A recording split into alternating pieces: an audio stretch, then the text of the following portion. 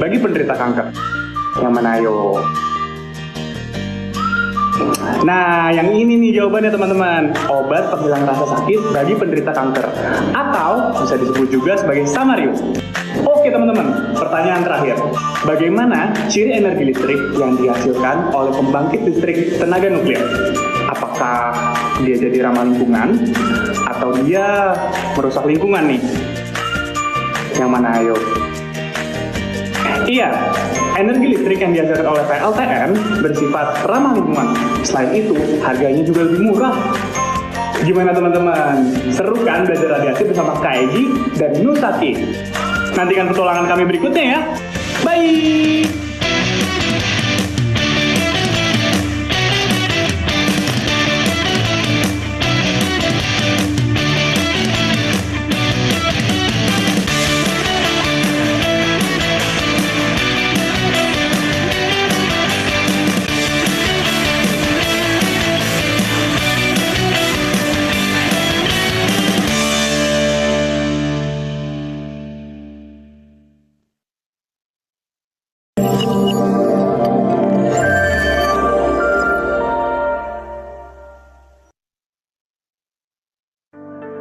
Ketahanan pangan merupakan kondisi yang diperlukan bagi kemajuan peradaban dan masa depan manusia. Sejak beberapa abad lalu, peradaban selalu berkembang pesat di mana manusia dapat mengorganisir dan memastikan bahan pangan selalu tersedia.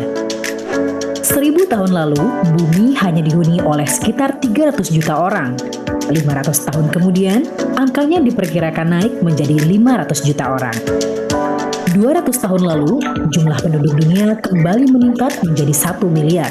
Dan sejak itu, populasi dunia terus melonjak hingga 6 miliar pada tahun 2000. Para ahli memperkirakan akan ada lebih dari 9 miliar penduduk dunia pada tahun 2050 yang harus dipenuhi kebutuhan pangannya. Dan 300 juta diantaranya hidup di Indonesia. Namun, seiring dengan jumlah penduduk yang semakin banyak, jumlah lahan yang tersedia untuk pertanian semakin berkurang. Sehingga, para petani tapi sekarang hasil yang lebih tinggi dari tanah yang tersedia dengan tetap mempertahankan kualitas tanah dan air untuk keberlanjutan pertanian di masa mendatang. Pada saat yang sama, pertanian di seluruh dunia akan menghadapi tantangan besar terkait perubahan iklim, kekeringan, dan perubahan periode dan musim tanam yang akan terjadi secara drastis akibat perubahan temperatur dan kelembapan tanah. Dengan demikian, ketahanan pangan di masa depan salah satunya akan bergantung pada kemampuan adaptasi benih dan budidaya pertanian untuk menghadapi tantangan yang ada. Para ilmuwan terus berusaha menemukan berbagai cara untuk meningkatkan hasil panen melalui metode pemuliaan modern, salah satunya dengan menggunakan radiasi. Metode ini pun mampu menghasilkan varietas tanaman dengan sifat yang jauh lebih baik dibandingkan varietas induknya. Seperti waktu tanam yang lebih pendek, hasil yang lebih tinggi, meningkatkan sifat kualitas tanaman yang mampu beradaptasi dan toleran terhadap perubahan faktor iklim, serta memiliki ketahanan yang lebih baik terhadap hama dan penyakit tanaman.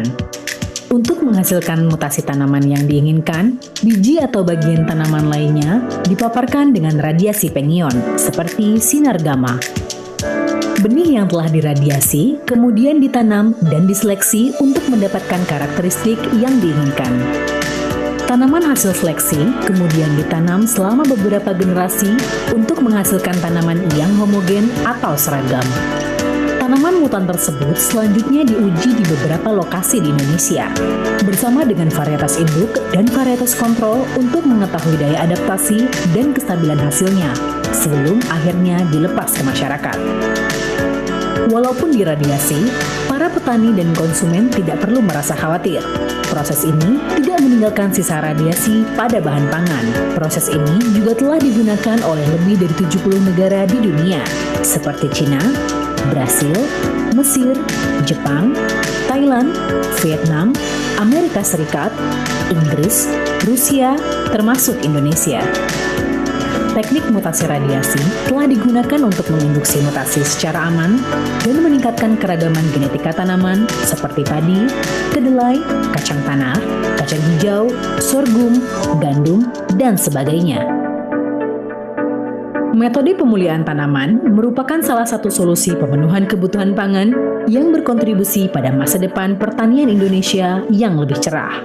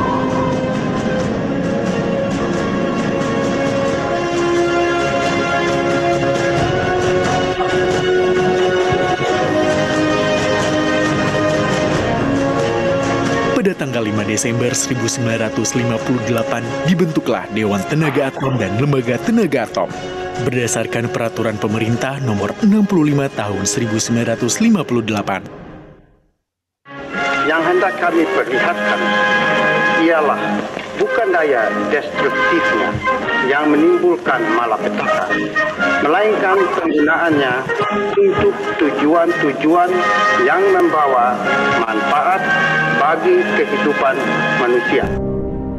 Pada tahun 1960, saat itu pemerintah membentuk sebuah proyek Gamma.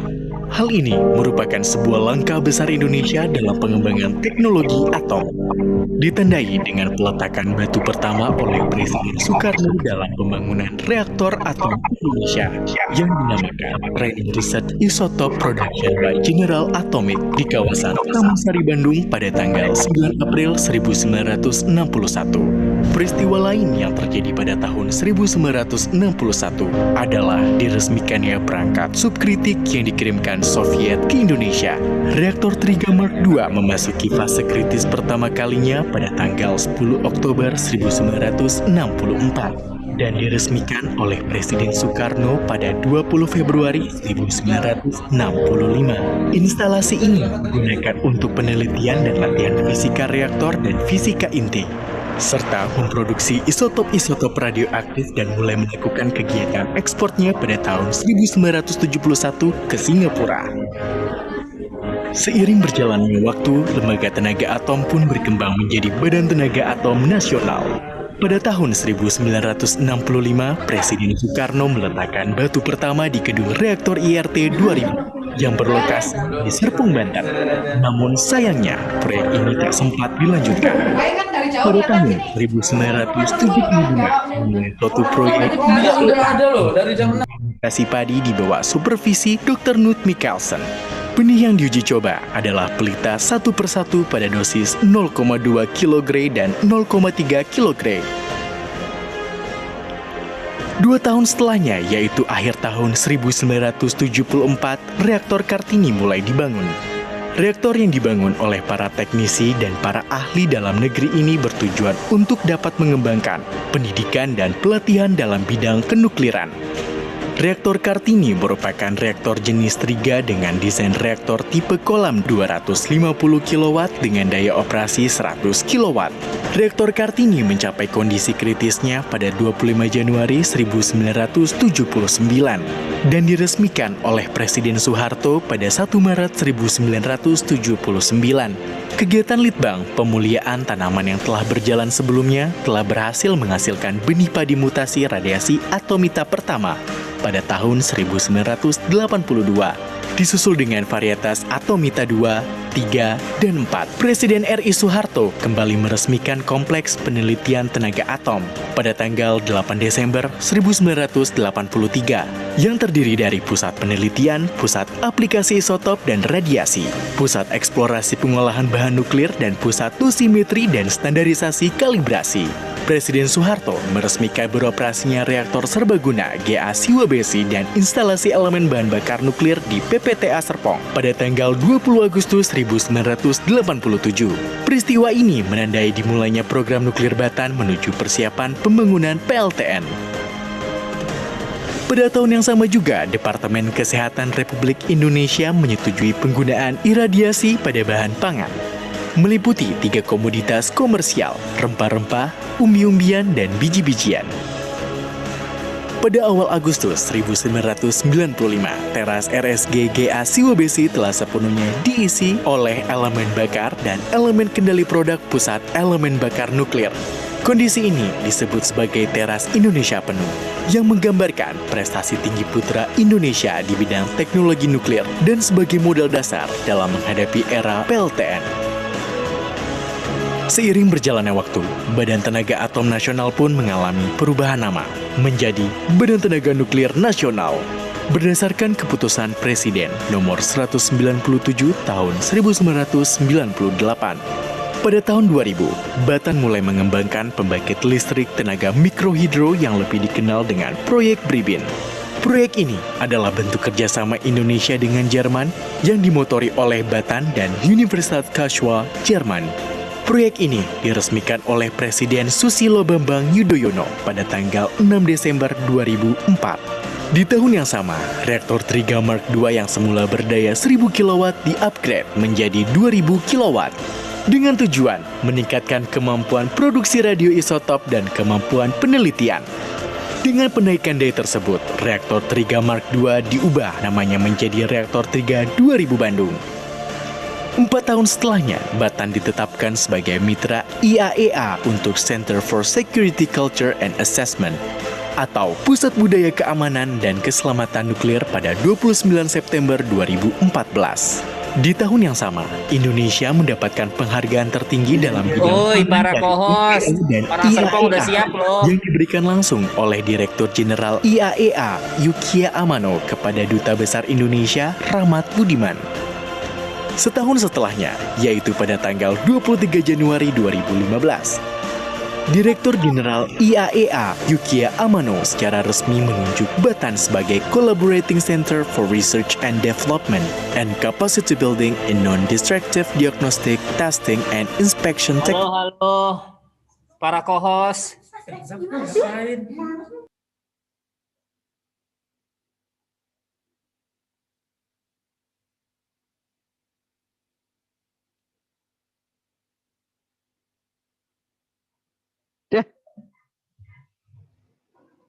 Halo, Assalamualaikum.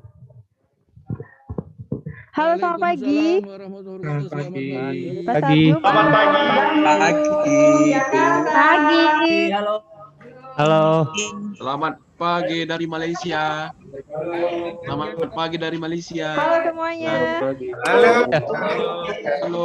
Halo, selamat pagi. Pagi Malaysia. Halo. Bandung Sini, mana Hen. nih Bandung ya? Pasar Jumat serius banget, pasar Jumat. Zaki mesti. Santai Bandung, aja, Bandung. santai. Mana Bandung ya? Pembawa acaranya Sinta ya? Oke. Halo Bandung.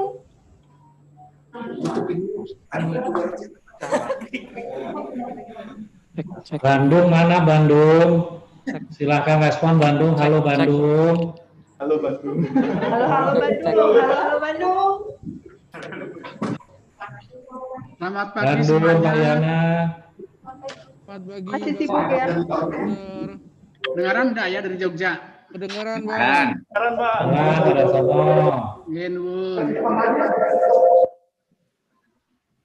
Bagaimana dengan suara saya? Apakah terdengar dengan jelas? Jelas. Kurang keras. Jelas ya, Bapak Ibu. Minta kurang keras. Minta tolong mic-nya dikerasin. Ini dikerasin. Aja tolong mic-nya Bu Sinta dikerasin. Di set maksimum aja. Bentar Pak, kami setting dulu. Oke, tapi kata teknisi ini sudah optimal Pak, sudah paling maksimal. Apakah suara saya dapat terdengar? Bagus Bu, suaranya Bu. Terdengar, Baik, terdengar. terima kasih. Namun masih kurang keras Bu. Oh, kurang keras ya? Ya. Dibandingkan dengan suara saya masih kerasan suara saya. Betul. Iya, benar Pak. Benar sekali suaranya. Kurang keras. Untuk volume komputer di masing-masing laptop Bapak Ibu apakah sudah diatur dengan baik Sudah. sehingga dapat terdengar suara saya? Kawai soal lancar. Nah, sudah maksimal. Sudah Oh, jelas sudah Bu. maksimal ya Pak ya? Tapi masih belum jelas ya? Masih sudah bagus. Oh, sudah bagus. Bu Sinta, Sudah jelas Bu. operator Jogja itu diminta melihat dari option yang ada di audionya supaya mic volumenya itu dimaksimalkan. Baik, sebentar Pak.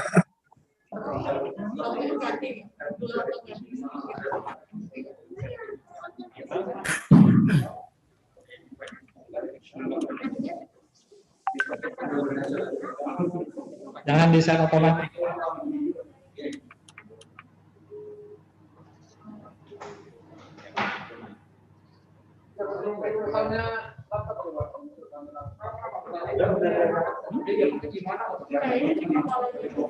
Halo.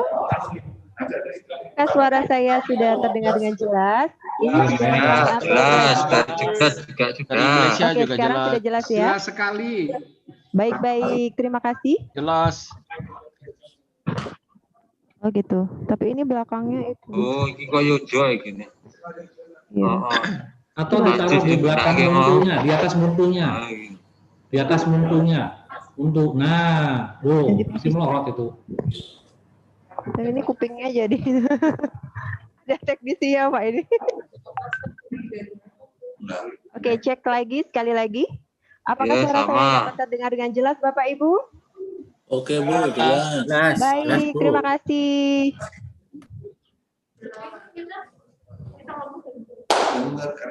Kami ingatkan Bapak Ibu untuk menggunakan background Zoom yang sudah Raiso caranya gurake background ini. raiso carane ya Pak Yangge. Nah, bagaimana caranya menggunakan background ini yang belum bisa Mbak? Kok turun-turun ya? Ini turun-turun backgroundnya. Pak Darsono wis bisa ya Pak Darsono. Untuk pengajar kok ya. Awas itu pulpennya nyocok dulu. Assalamualaikum, selamat pagi. Waalaikumsalam. Masih belum menggunakan background ya Pak ya? Ya ini mau menggunakan background belum bisa Mbak. Oh belum bisa, nje. Tengok najis sih.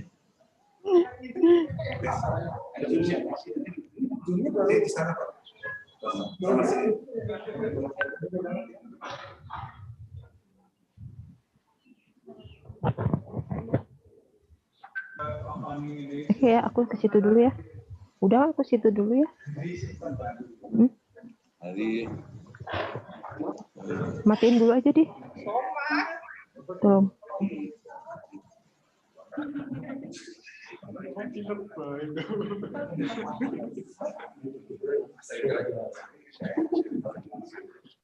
Tati.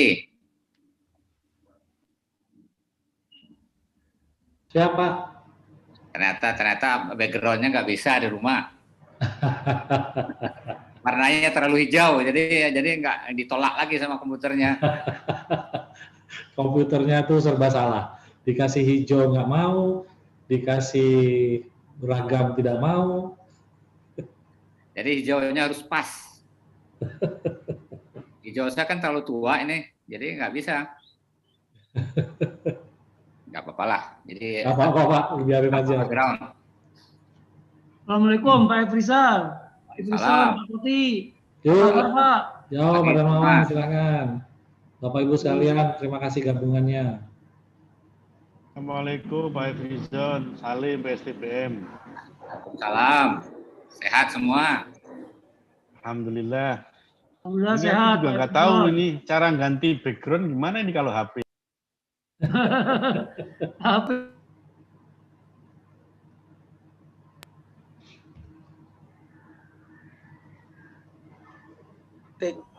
Diklik videonya Pak, nanti tinggal ganti background bisa. Diklik videonya Pak, nanti tinggal ganti backgroundnya. Ini saya dari handphone ini nggak ada gitu ya.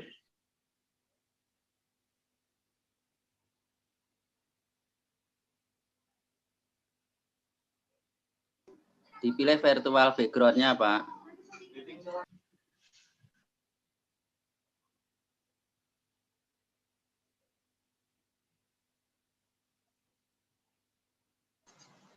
Virtual background terus milihnya.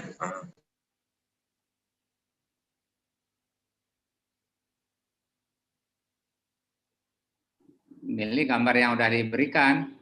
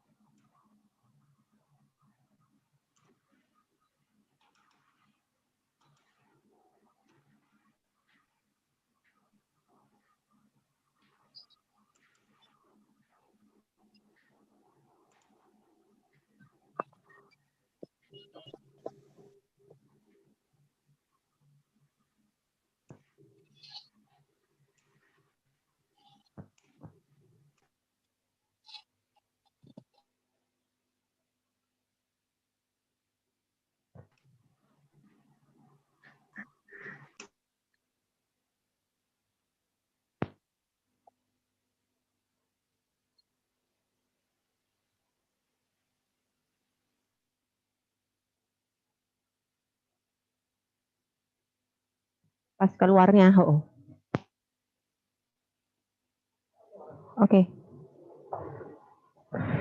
Sini ya. Kalau udah siap, kasih tanda ya. Oke, udah masuk.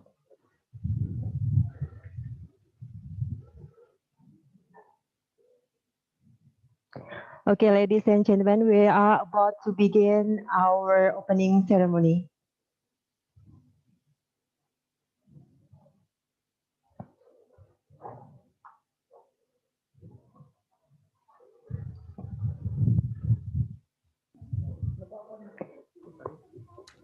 Bismillahirrahmanirrahim. Excellencies, distinguished guests, participants, ladies and gentlemen.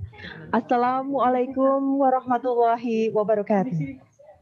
Waalaikumsalam warahmatullahi wabarakatuh. Peace be upon you. A very warm welcome to you all to this beautiful and wonderful morning. Selamat pagi Bapak Ibu para peserta seminar. Aduh, di-unmute lagi. Di-mute itu. My name is Sinta Dewi to serve as an MC in this wonderful morning, heading all of you to enjoy the conference. His Excellency, the Minister of Research and Technology, National Research and Innovation Agency, Bapak Profesor Bambang Permadi Sumantri Brojonegoro, SAMUP PhD. Distinguished the Chairman of the National Nuclear Energy Agency Batan, Bapak Profesor Dr. Insinyur Anhariza Antariksawan. Distinguished the Chief Deputy of Nuclear Science and Application of Technology, Bapak Profesor Dr. Insinyur Efrizo Umar, MT. Head of Center for Application of Isotopes and Radiation, Bapak Dr. Andes Toti Cipto Sumirat Emrur, SCI. Head of Center for Science and Technology of Material Science, Bapak Dr. Abu Khalid Rifai, MN. Head of Center for Applied Nuclear Science and Technology, Ibu Eva Maria Widyasari, MSI. Head of Center for Accelerator Science and Technology, Bapak Umar Saiful Hidayat, MN. Head of Center for Radiation Safety and Metrology, Bapak Dr. Heru Prasetyo. Head of Center for Utilization of Informatics and Nuclear Strategic Area, Bapak Dr. Rozik Himawan. And my warm welcome to distinguished presenters, Professor Prakash Hande, PhD, from National University of Singapore, Dr. Mirza Mufazzal Islam, from Institute of Nuclear Agriculture of Bangladesh, and Dr. Chris Chow from Thermo Fisher Scientific Singapore. And distinguished guests, ladies and gentlemen. It is with a great pleasure that we are delighted to welcome you to the International Conference on Nuclear Science, Technology and Application, Iconsta 2020.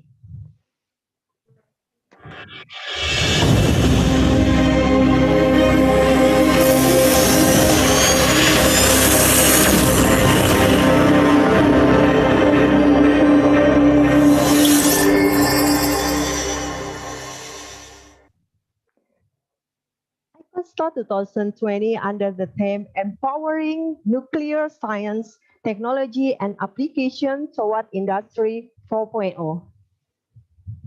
And this is such a great opportunity that we are all gathering here, abroad through a virtual meeting. And of course, thank you very much for joining us here, spending time in the middle of your business schedule. I inform you that this international conference will be held from 23rd to 24th November 2020. This conference provides an excellent opportunity for prospective participants to share their recent theoretical knowledge, research findings, and experiences in dealing with sustainable information nuclear science, engineering, and technology. And as such, this conference will feature a presentation by international speakers, which are cutting-edge session topics. And we held a live conference meeting from 4 areas. Yogyakarta, hi Yogyakarta. Okay. Serpong. Hi Serpong. Jakarta. Hi Jakarta. And Bandung. Where's Bandung? Hi Bandung. Okay, thank you very much. Ladies and gentlemen, believe me that today is going to be a productive day. However, before we start, I would announce few notes about the rules of Iconsta 2020. Okay, the first, all participants must attend all the conference plenary and parallel session. And then please use the official conference backdrop as your Zoom background during the conference. And please keep your microphone mute whenever other speakers are doing their presentation. And then for question on the question and answer session can be placed in the chat box during the speaker presentation. And the moderator will select and ask the question during the Q&A session. And then this is for electronic certificate will be provided only for all the registered participants who attend all the conference plenary and parallel session. Okay, ladies and gentlemen, this conference is supported by PT Genie Craft Labs, PT Gamma Mitra Lestari, and Zwikrul PTE Ltd. Thank you very much for all sponsors for your contribution. Okay, ladies and gentlemen, before we proceed further this morning, I would like to invite ladies and gentlemen to stand up for singing of our national anthem, Indonesia Raya.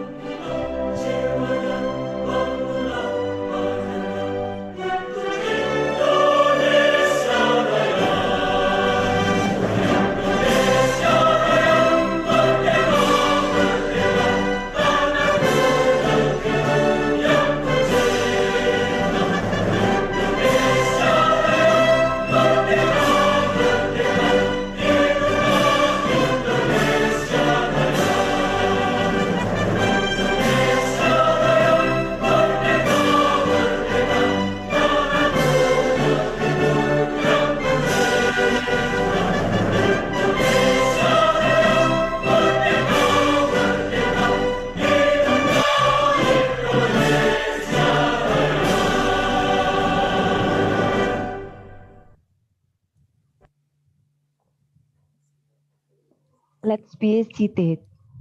Thank you very much.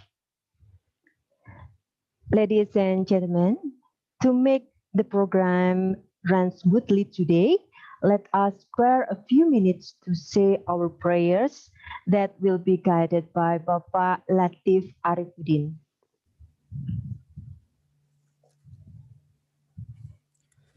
Assalamualaikum warahmatullahi wabarakatuh.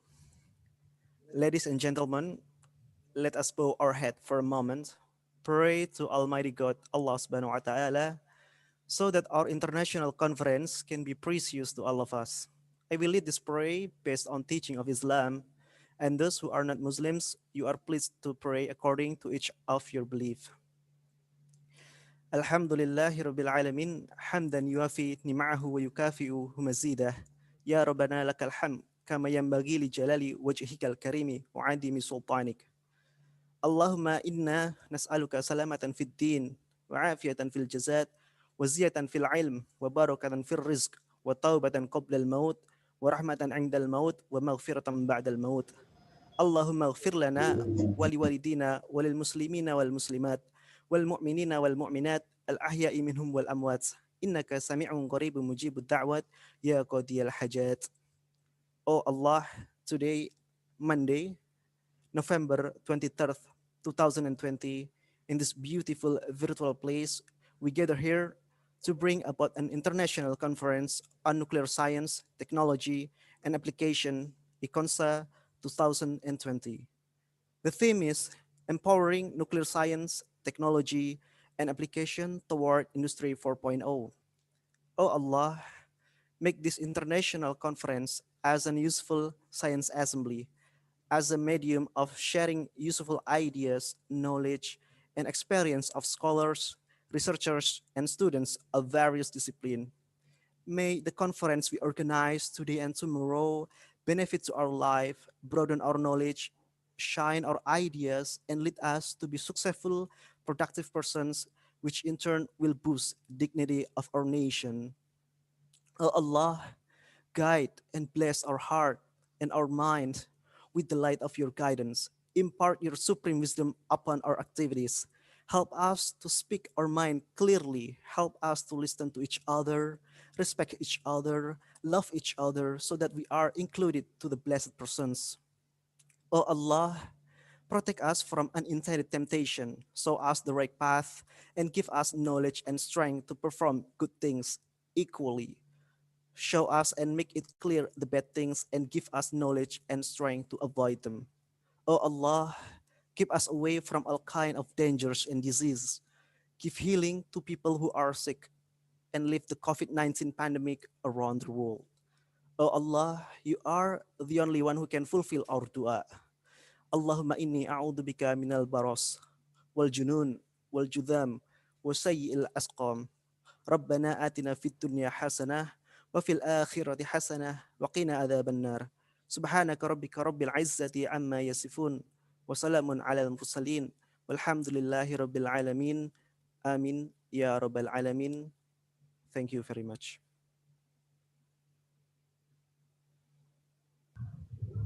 Amin, amin, ya Rabbal Alamin. Thank you very much, Bapak Latif Arifuddin. Ladies and gentlemen, without further ado, we are now going to listen to the chairman of the National Nuclear Energy Agency, Batan, Bapak Profesor Dr. Insinyur Anhar Riza Antariksawan, to deliver his welcome remarks and officially open this conference. Dr. Anhar, time is yours. Thank you, MC Sinta. Hope my voice is heard clearly.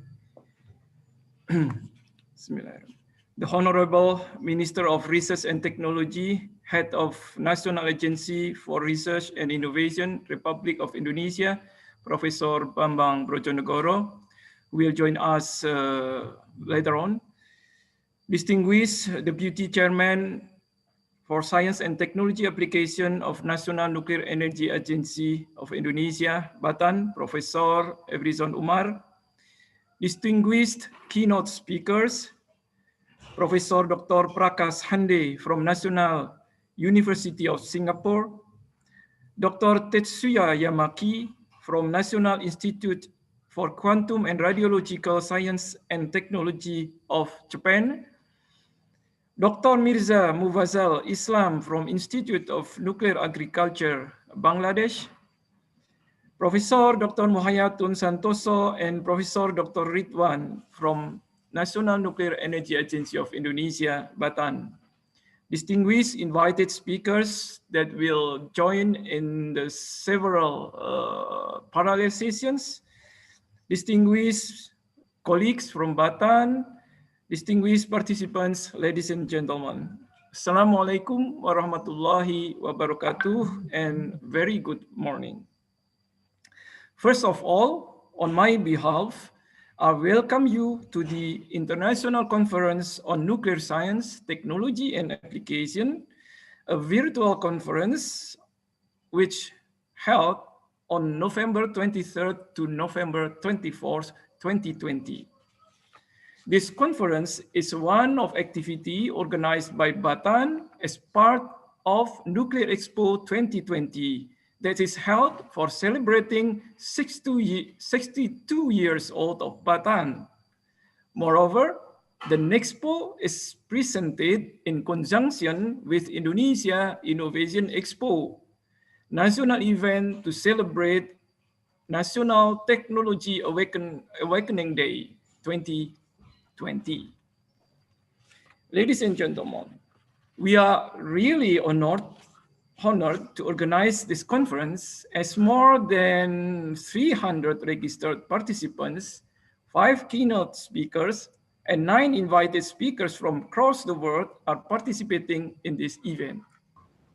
During 2 days of conference, there will be presented about 200 scientific papers covering of 3 topics about nuclear science, technology, and application, which is divided into 11 subtopics, such as advanced materials, radioactive mineral processing, natural resources and environmental science, reactor, accelerator, and irradiator, nuclear instrumentation and computational, health and life sciences, food and agriculture, radioisotope and radiopharmaceutical, nuclear characterization, radiometrology and nuclear safety, radiobiology, and radiation physics.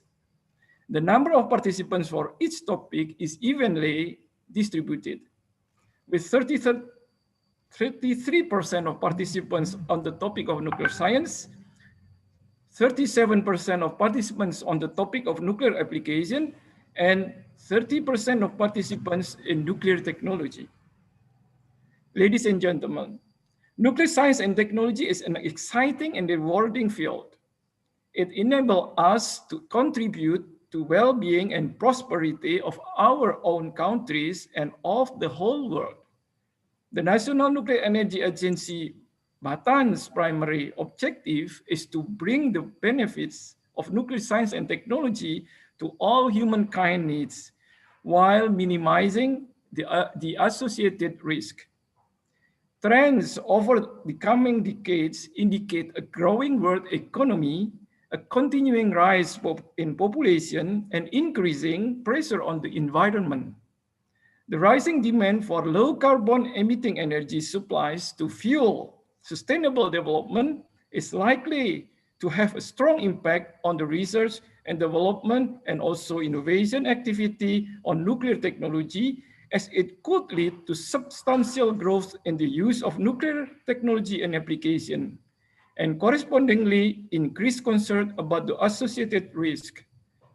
In addition, continuing population growth and longer human lifespans will create challenges for food security, water availability, resource conservation, environmental protection, and human health.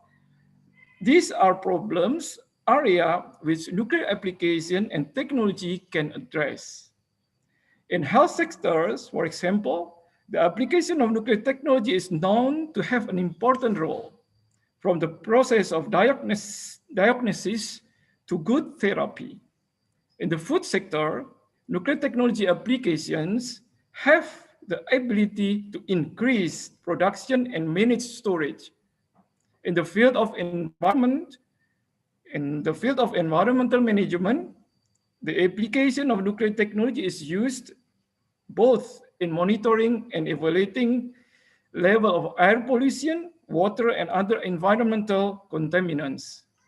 In line with this application process, nuclear technology also has an important role in the development of nanotechnology and materials, which are currently developing rapidly for the development of Industry 4.0.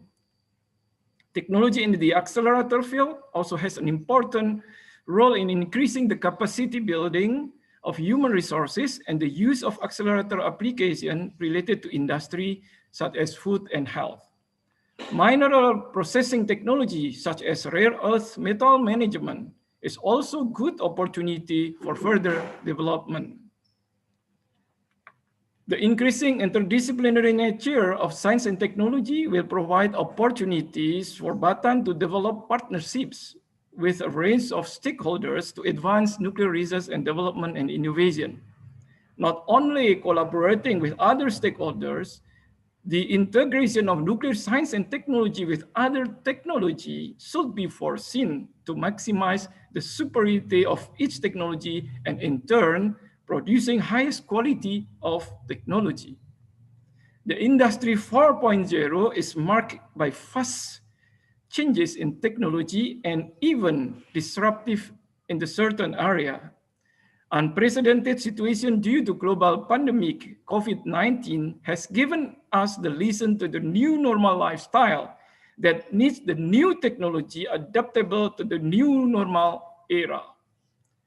So we must adapt with such kind of situation. Considering to all that, the challenges faced by this conference are significant.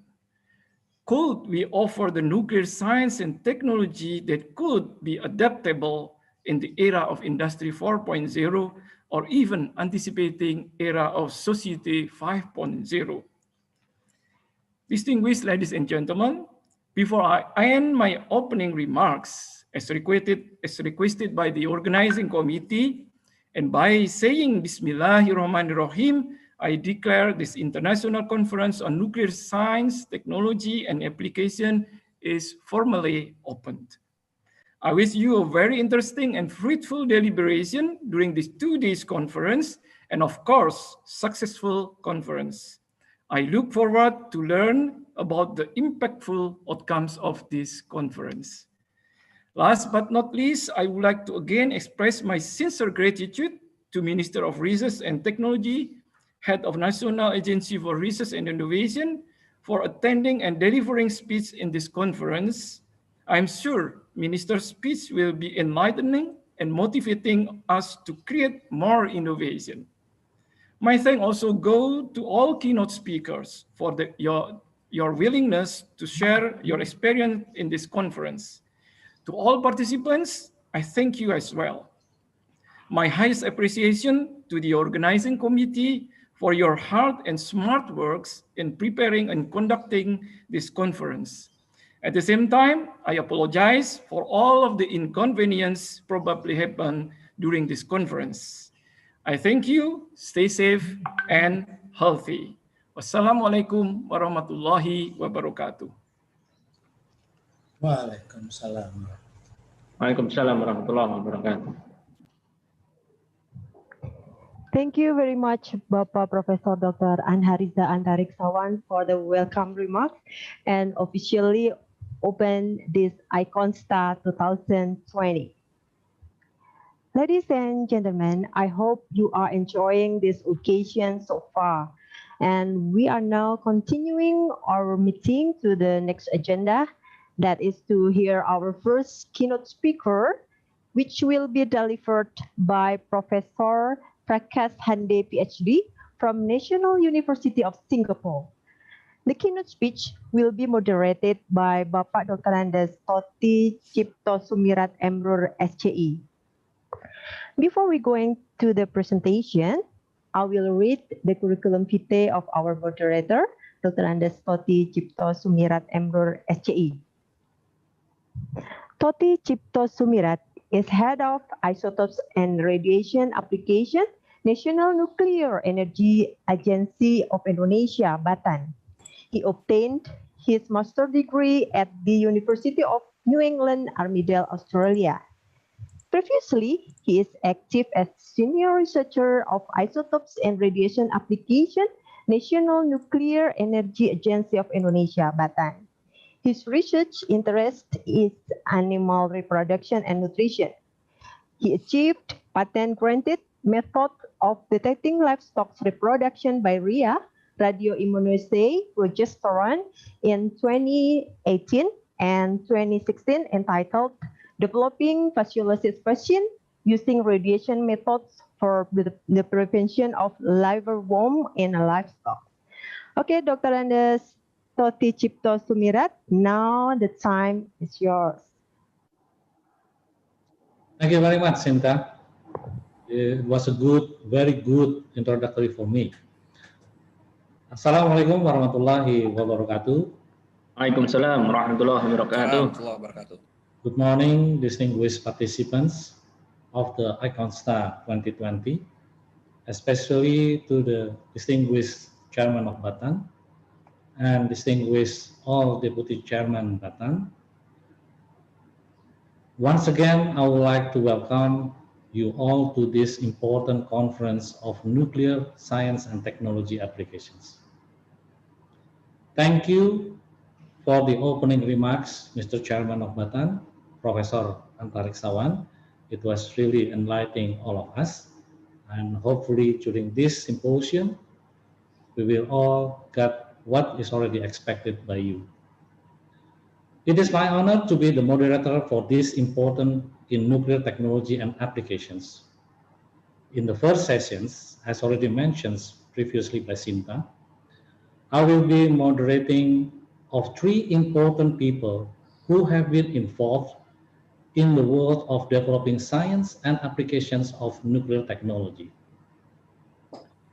There are three experts who will convey the status of development of nuclear technology applications, starting from Dr. Parkash Hande from the National University of Singapore. Here is the curriculum vitae of Dr. Hande, that he is currently working as an associate professor at the Department of Physiology, Yong Lu Lim School of Medicine, National University of Singapore, and a fellow of Tembusu College. He has received his PhD in radiation biology and a master in public health in occupational and environmental health. He has published more than 150 peer-reviewed research articles with more than 11,000 citations in international journals such as Nature Genetics, Cell, Science, Genes and Development, and PNAS. His research interests are telomeres and telomerase in aging and cancer, experimental cancer therapeutics, and biomarker of radiation exposure. Dr. Hande is currently an expert member of the working group on biological mechanisms influencing health effects from low-dose radiation exposure with United Nations Scientific Committee on the effect of atomic radiations, UNSCAR. So Dr. Hande, your time is 40 minutes, and if it is possible, you can have the talk for 30 minutes and leave behind the 10 minutes for question and answers. You may now have the camera, you will now have the screen, and please do proceed. Thank you very much. Okay, thank you very much. Good morning to you all. Thank you for the introduction, Dr. Toti. And also, first of all, I would like to thank the National Nuclear Energy Agency for inviting me to speak about something which we have been doing for the last 20, 30 years. And I would like to acknowledge and thank Dr. Ania Chitra Restmini from the chairman of this particular conference for inviting me as well. So I'm going to share my screen now. Please let me know whether I'm sharing it properly. Yes, you are able now. You are okay. able. Now I share here. Is the full screen coming or? Yes. Yes, yes. Is it the full screen or presentation mode? It is already full. Full screen, right? Yes. Okay. You also can see my mouse moving or no? Not yet. No. Okay, here. Laser pointer. Yes, that's yeah. Okay, good. Thank you very much. And today I choose this topic, which is probably very important for all of us working in the field of radiation nuclear science. I'm going to talk about advanced biodosimetry, assessment of DNA damage, and cancer risk caused by occupational and environmental exposure.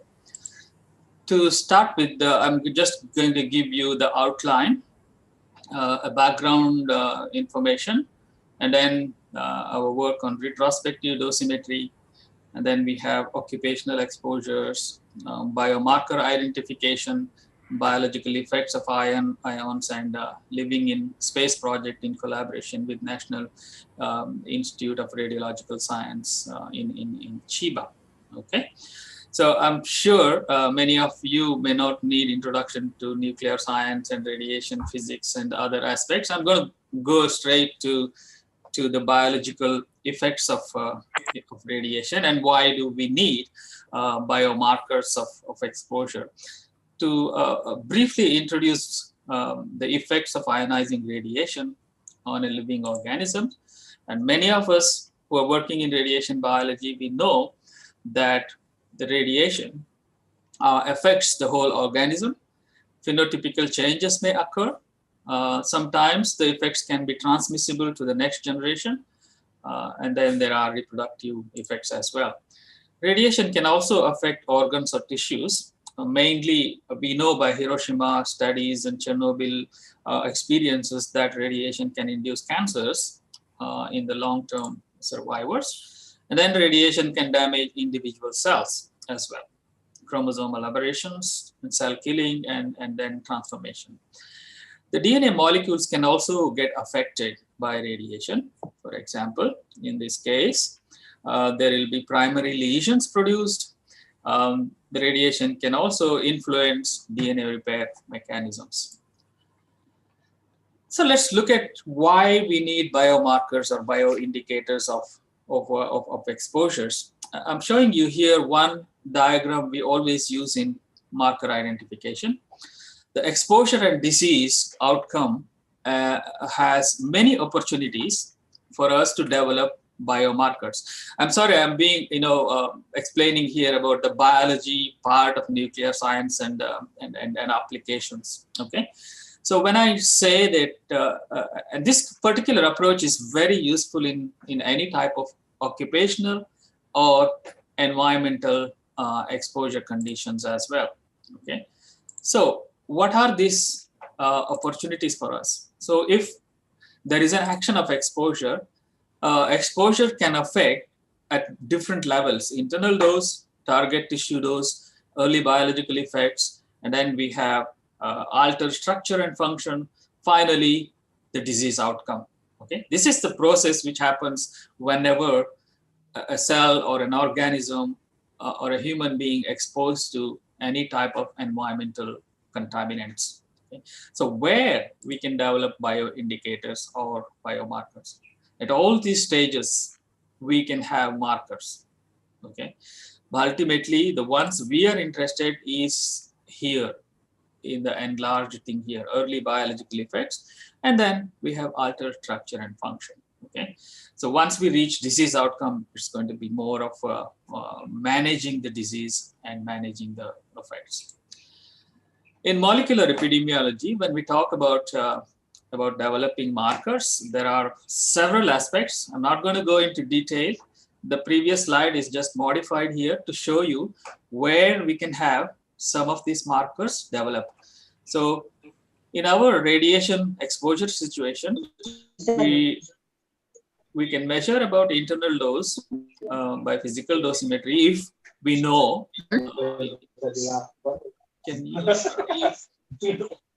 Can somebody mute? Okay. So internal doses can be measured by physical dosimetry if we know the radiation. This is useful only in occupational exposure conditions. In accidental exposures or even environmental exposures, this is very difficult. And then biological effective dose, early biological effects. So we are looking at this particular stage here: mutations, gene expressions, histochromatid exchanges, and micronuclei, which are DNA damage markers. And then we may be able to predict what could be the consequences if these damages persist. Okay, so this is the primary importance of molecular epidemiology whenever we talk about environmental occupational exposure. What are the techniques we use in nuclear field or in radiation biology to look at the bioindicators? These are the 4 major techniques at this moment of time, which is suggested by IAEA in 2011 report. Dicentrics assay, premature chromosome condensation, fluorescence in situ hybridization, cytokinesis block, micronucleus assay. So the outcome we are measuring here is translocations, dicentrics, and then other cellular changes which is happening inside the cells, for example. Most of us who are working in biodosimetry area, we are familiar with these techniques. We use these techniques to determine radiation effects in the cells. Okay. So I mentioned this already. We use conventional unstable aberrations, translocations by measurement of stable chromosomal aberrations. What I mean by unstable means if the cells or the organism is getting exposed to radiation, there are immediate changes happening. These are production of dicentric-like chromosomes. And these chromosomes will be eliminated from the system as the cell divides. Okay, so that's why they are unstable chromosomal aberrations. Whereas the translocations can be persistent, which may have major implications in the long-term risks, that is cancer induction in the radiation case, which we can measure by fluorescence in situ hybridization. And then premature chromosome condensation can also measure immediate exposure, immediate effects. Micronucleus will be an additional method we can use to determine DNA damage. Okay, so now let me go back in history where I was involved in developing a retrospective dosimetry model in mice. Not going to go into detail. When I was working with Professor Natarajan from Leiden University, we thought of developing a biodosimetry method or retrospective dosimetry in mice. What I did here, I exposed mice to a known dose of radiation, such as 2 gray here, and then I follow them for about 3 months or 4 months, just to look at markers as well as persistence of damage in vivo in mice. So every time point I measure dicentrics as well as chromosome translocations using the then developed single color fluorescence in situ hybridization. So some of the aberrations are shown here, dicentric chromosome and a translocation. As you see here, dicentrics here on the lower panel, the curve shows that dicentrics are produced immediately after exposure and then they disappear from the system. So we don't see dicentrics in vivo at around 3 months after irradiation in mice. Whereas genomic translocations, there is immediate decay, but most of them persist even after 3-4 months after exposure. So these have major complications in producing late effects such as cancer. Okay. And then we develop more techniques to measure translocations, 2-color fluorescence in situ hybridization. I'm showing you some of the examples which can be, the techniques which can be used in biodosimetry. An example here, chromosome 2 is stained in red, chromosome X is stained in green. The 3 signals here show a classical reciprocal translocation between chromosome X and an unpainted, unstained chromosome. So it's a reciprocal translocations where 2 chromosomes are broken and then rearrange the broken fragments into different chromosomes. The translocations are produced here. On the right-hand panel, the same metaphase spread chromosome structure in DAPI. And you see here there is a dicentric chromosome in this particular cell as well. Okay.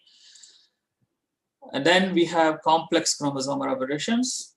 This is one of the cells which we analyzed, derived from mouse splenocytes after 7 months after 2 gray irradiation. Okay. So mice were irradiated and left for 7 months, and then I looked at the chromosomes and we could see that this particular aberration is called as a complex aberration. So what happened here, 2 chromosomes broken, and one of the broken chromosome fragment is inserted in between the broken fragments of chromosome 2 here. Okay, So this is a very complicated physical movement of broken chromosomes which happen within the cell system. Okay? I continued working on this project, and we developed even longer term aberration frequencies, translocations, which we measured even after until 1 year of post irradiation. And there is a classical dose response. In essence, what this slide shows, at high doses, we have initial decay of translocations, whereas they are maintained. Whereas at lower doses, most of the aberrations or translocations produced become stable even after 1 year post irradiation. So these are persistent chromosomal translocations, which we might be able to do in the retrospective dosimetry analysis in case of accidental exposures, if we apply this to humans. Okay. A parallel study done, micronuclei frequency followed a dicentric decay. I didn't mention here why we have decay in dicentrics, because the cells with dicentrics, when they reproduce, when they divide, there is an abnormal cell division happening.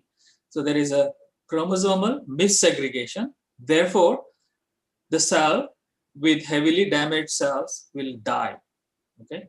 So most of the cells with dicentrics will eventually die. Therefore, we do not see dicentrics or micronuclei after 3 months. Okay. So heavily damaged cells which harbor dicentrics will be eliminated from our system, whether in humans or in mice. This has been proved in Goiânia accident, even in Chernobyl dicentric frequency analysis. Okay, so that's first part of my presentation, where we tried to develop a retrospective dosimetry in mice. Let me go to the second part, where I was involved in looking at chromosomal aberrations in an occupationally exposed population in Russia. I was working in Columbia University with David Brenner at that time, and we had an opportunity to work on individuals worked in a nuclear facility where they are producing weapons in Russia. Okay, the city where we went to is Ozyorsk. It's here in the southern Urals of Russia. Okay, we went there, and then these are the 3 people from my Columbia University. We went. David Brenner is here, and Charles Geer, who accompanied us as well, Professor Charles Geer, who is a chromosome expert. Okay. This was in 2001. What did we do in that particular study? This was a pilot study to look at persistent chromosomal alterations in individuals who were exposed to high LET plutonium during their workforce in the Mayak nuclear facility. Okay, so these individuals worked in the Mayak nuclear facility during 1950s and 60s, okay, about 50 years ago. They all stopped working because their internal doses were high enough. The occupational limits were exceeded, and then they stopped working. In 2001, we went there and collected blood from these individuals, 11 with high plutonium exposure, 11 with no plutonium but high doses of gamma, 4 moderate exposure to plutonium, and 5 unexposed control. As I mentioned earlier, this is a pilot study to look at persistent chromosomal aberrations in an occupationally exposed population. Okay, and I insist here that these individuals who worked during 1940s to 1960s, and then they stopped working. Okay, so they were all retired. They are about 60 to 70-year-old individuals. And we wanted to check what are the genomic consequences of exposure to plutonium in this particular case. And what we found, we used multicolor fluorescence in situ hybridization to look at chromosomal translocations. Remember, I mentioned earlier, dicentrics would be eliminated from the system. So after 30, 40 years of exposure in these occupationally exposed individuals, we might be able to see only translocations. I'm not going to go and show you what happened to the other occupationally exposed individuals. In Ozores, in the nuclear facility, there are about 15 to 20,000 people working. Okay, all of them are living in that particular city, Ozores. And we took samples only from few individuals. And after exposure, many people even died because of bone-related cancers, leukemia, without having been analyzed by chromosomal aberrations. So we use multicolor fluorescence in situ hybridization. An image is shown here. All chromosomes are stained in different color. Any change in color here is an indication of chromosomal alteration. Okay, so that's clear. We use sophisticated microscopes and chromosomal softwares to determine aberration. This is a metaphase chromosome spread from a normal, healthy individual. When we look at chromosomes from MAIAC survivors, you will see here, left-hand panel, there is a translocation, which is a reciprocal translocation. And we use a specialized technique called multicolor banding. And I'll show you these details in the next slide. We published this in 2003, and with a unique and an important observation that past exposure to densely ionizing radiation leaves a unique permanent signature in the genome. What is this uniqueness in high LET or plutonium exposure is this one. Okay, plutonium exposed workers showed high frequencies of intrachromosomal aberrations. What are intrachromosomal aberrations? The chromosomal aberrations happening within a single chromosome, not the one shown here, within the single chromosome. Okay, if you look at this graph, interchromosomal aberrations are measured by this type of technique, multicolor fluorescence in situ hybridization. Intrachromosomal aberrations are measured by M-band. Okay, interchromosomal aberrations are known to happen after radiation exposure. As you see here, a gamma ray or plutonium or any type of radiation will produce interchromosome. Whereas in individuals who are exposed to plutonium, we see high numbers of intrachromosomal, as can be seen here. Okay, I'll go into detail of this. What is an intrachromosomal aberration? The arrow indicates here centromere of a chromosome. Any exchange between these two arms, in this particular case, where on the right panel is disturbed, okay, which is called as pericentric inversion. So the breakage occurs here and the chromosome gets inverted and joins here. This is a classical pericentric inversion. The one we saw in MAIAC individuals or occupationally exposed individual was high number of para and pericentric inversions. Okay, pericentric, paracentric is, this is a centromere. The aberration, the translocation occurs within this arm. Left-hand panel is a normal chromosome 5. Right-hand panel is an abnormal chromosome 5. So the breakage has occurred here, and this region is inverted and joined. It changes the chromosomal arrangement within the pattern of the chromosome. Okay, if you are a biologist, you will understand that the genes present on these regions will be altered after chromosomal damage, after radiation exposure. So there are consequences. Okay, if one can go down and check what genes are present on this particular region, then you will see maybe some of the genes are oncogenic, or some of the tumor suppressors are altered or mutated. Thereby, in the long term, you develop cancer because of this type of chromosomal alterations. Okay, so that's an intrachromosomal translocation. How do we measure this? We have to use a specialized chromosome technique, fluorescence in situ hybridization. In the microscope, all the 6 colors are captured, and then finally we will see that there is something wrong. Okay. Instead of one signal, you have the distance is different. Okay, so that's a technical part of it. I'm not going to go into detail. In the same cohort, I also observed that we have a complex chromosomal alterations seen after plutonium exposure. Okay, I just relate this to the consequences later on. Okay, highly exposed, plutonium exposed individuals show high number of complex chromosomal aberrations. Okay, so what are these complex chromosomal aberrations? It can be seen here in this particular slide. Okay, again, this is a metaphase spread taken from lymphocytes of an individual who was exposed to about 1.5 to 2 gray of plutonium during his work time. Okay, there is some problem here: chromosome 2, chromosome 9, chromosome 13, and 14. At the outset, this may look at as simple chromosomal translocation, and also 9 is involved. If you go into detail, you will see that chromosome 2 is broken and joined with 14, and 14 is broken and joined with a chromosome here, and then chromosome 13 is broken and joined with chromosome 9. Okay, it's not a straightforward reciprocal. It's an involvement of chromosomal translocations between 3 or more chromosomes. Okay, a complex chromosomal alterations can be seen here. Where do we see such complex chromosomal alterations? In many of the human cancers.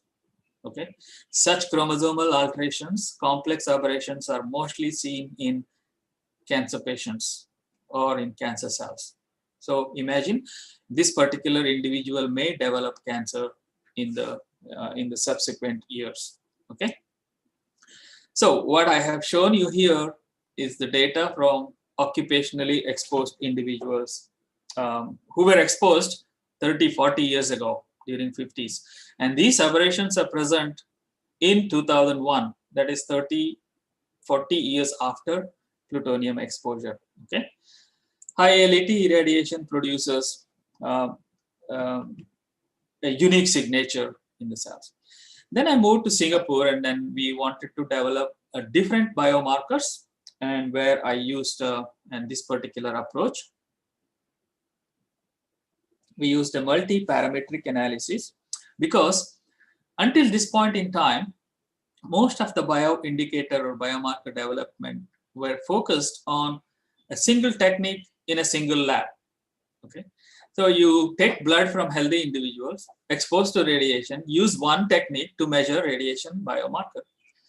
There is no study at that time which measures multiple endpoints in a single sample. Okay, so in our study, we used a multi-parametric approach on a single sample following irradiation. So this is the regime or the schedule we have used. We took blood samples from 10 donors exposed to radiation, low doses, 0.1, 0.25, 0.5, and 1 gray. Okay, and then used these 4 techniques on a single sample to develop bioindicators. Okay, so by now we know that a single biomarker may not be able to predict a dose, so we may need multiple parameters. Okay. I'm not going to show data, but I'm going to give you some images. What are the techniques being used? One, gamma H2AX, which is a DNA damage marker. 2, micronucleus analysis. These are the micronuclei in cytokinesis blocked technique. And then peptide nucleic acid fluorescence in situ hybridization using centromere and telomere probe. In this particular image, you can see that there is a dicentric chromosome, which is produced by radiation exposure. Okay, so remember, dicentric is one of the standard methods to use dose identification in radiation exposures. Okay, so these 3 techniques we used initially on the same sample, and then that is substantiated by multicolor fluorescence in situ hybridization. What is the advantage of multicolor fluorescence? You can analyze translocations produced on individual chromosomes. Okay, so how we do that? This is an example of a reciprocal translocation between chromosome 3 and 8. Okay, so the chromosomes are broken and exchange places, producing a translocation here. And then non-reciprocal, only one of the fragments of this chromosome 5 is joined here. Okay. And when we analyze using this approach, we can detect translocations induced in each chromosome. Okay. And this is one of the first studies we did to measure chromosomal alterations in Excuse me, Dr. Hande. Yeah. 4 minutes left. Yeah, sure. I'm gonna finish soon. You said 5 or 10? 4 minutes left. 4. Four. Okay. Yeah. So then another technique we used is microarray, where we have clustering of gene expressions. You can actually go and look at low doses and high dose expression profiling. Later on, you can segregate principal component analysis. We can clearly say that there is a time-dependent expression changes in the genome and also individual variation between different individuals. And if you compare all the techniques we have used, as you can see here, H2AX immediately exposed within 24 hours, they disappear from the system, micronuclei, and then dicentrics. And there are some outliers, independent individual heterogeneity here, you see here, one particular thing. And then using genomic analysis, we compare what could be the genetic changes happening in these cells because of their individual exposures. Okay, so we identified 55 potential marker genes based on this analysis, and we need to validate them in a bigger study. Okay, this is another parameter we used in our study. We are just developing this technique, undetectable chromosomes, and this is another assay to measure radiation biomarker. Okay. I'm going to skip this here. We have some data on ion exposure as well. Ions experiment is done in collaboration with the NIRS, CHIBA. Okay, I'm going to show one particular project which I have been collaborating now. The project name is called Living in Space. This is supported by Ministry of Education, Culture, Sports, and Technology, Japan. I collaborate with the National Institute of Radiological Sciences, Dr. Akira Fujimori. And here we wanted to determine the radiation sensitivity of DNA repair syndromes. We used mice models, DNA repair proficient and DNA repair deficient mice. They were exposed to ions at a particular dose and then left for 1 month and immediately. So we measure chromosomal translocations as well as DNA repair activity and micronucleus frequency and then recombination frequency. This is an ongoing study. Because of COVID-19, we couldn't do the much part of analysis. A preliminary analysis shows that ATM minus mice display higher dicentrics and the damage is persistent even after 1 month after irradiation, like translocations. So I have some data to show, but we are not yet completed this particular analysis. We will complete this next year sometime. The experiment is still going on. This is, as I said, it's a big project, Living in Space. Different groups collaborate. There was a meeting last year in Japan, where I was fortunate to meet Dr. Chiaki Mukai. She is the first woman astronaut cosmonaut from Japan to go to space. She went twice on Columbia and Discovery satellites. Okay, she is actually guiding some of these research projects. And then another scientist, doctor called Dr. Satoshi Furukawa, who went and who spent almost 6 months in space in the Soyuz TMA, International Space Station. Okay, so he is the director of research projects for this particular project. And it's interesting that now going to Mars is a fashion. People are interested into going to space, and space travel has become more feasible. Therefore, it is good to know the effects of radiation if we go to space. Ultimately, our goal is to develop a database incorporating many endpoints so that we can use this in any type of environmental, accidental, or occupational exposures. So from a toolbox of today, different analysis, different techniques, ultimately we have a set of biomarkers which we can use in an integrated design, measurements and tools to enable predicted radiation exposure. And if we know most of the things, we can actually predict or estimate the risks, long-term risks of radiation exposure. So what are the advanced methods?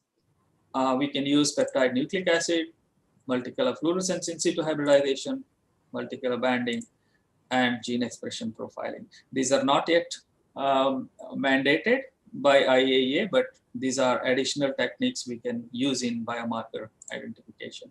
Okay. I just want to highlight one of the things I do in Singapore here. I teach a course on radiation and society for multidisciplinary undergraduate students.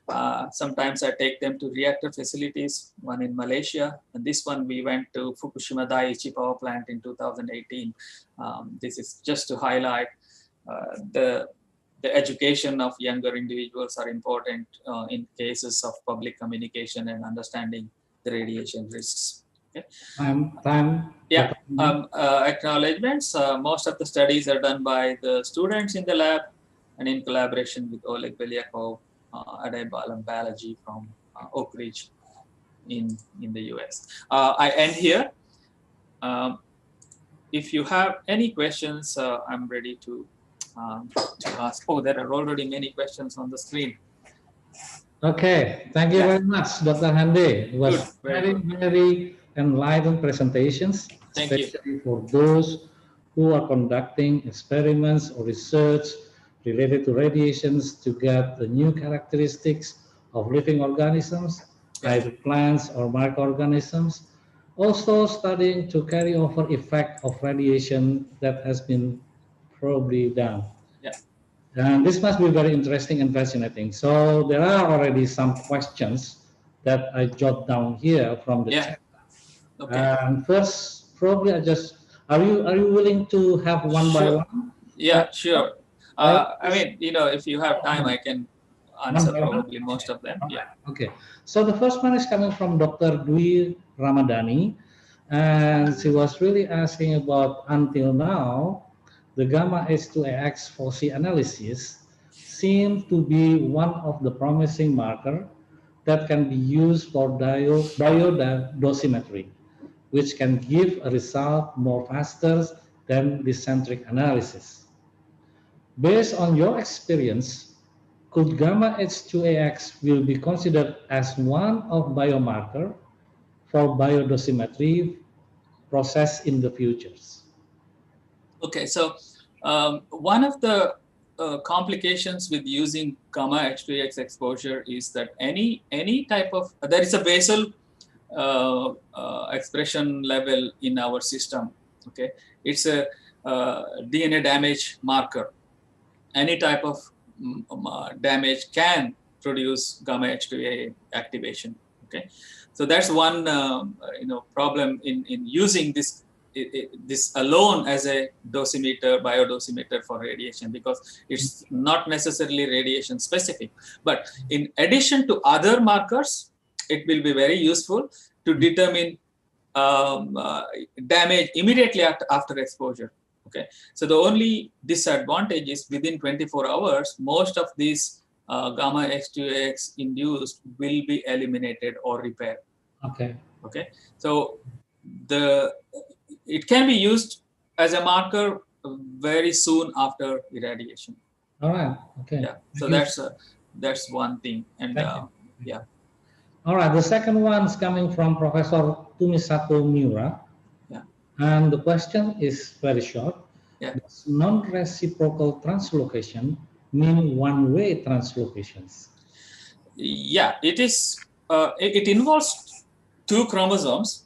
Okay, but only one of the broken fragment will join the other chromosome. The other one will not join, maybe disappear or appear as a fragment and eliminated from the system. Yes, it's one-way translocation. That's why we call it as a non-reciprocal translocation. Or you can also call as terminal translocation. Okay. Thank you. Now the next one is also very short. It's coming from Dr. Muhammad Refai Musli. Yeah.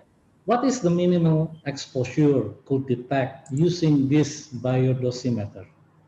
Okay, I think one slide for that, but I'm not going to. I'm just going to explain to you what the minimum dose level which we can use. So, for example, dicentrics, you need minimum of say 10 centigrade and above. You may be able to measure dicentric frequencies, because under normal conditions, dicentrics are not present in our system. Okay, so that's a minimum. I think the lowest dose, recognized dose to measure dicentrics is about 0.1 gray or 10 centigrade.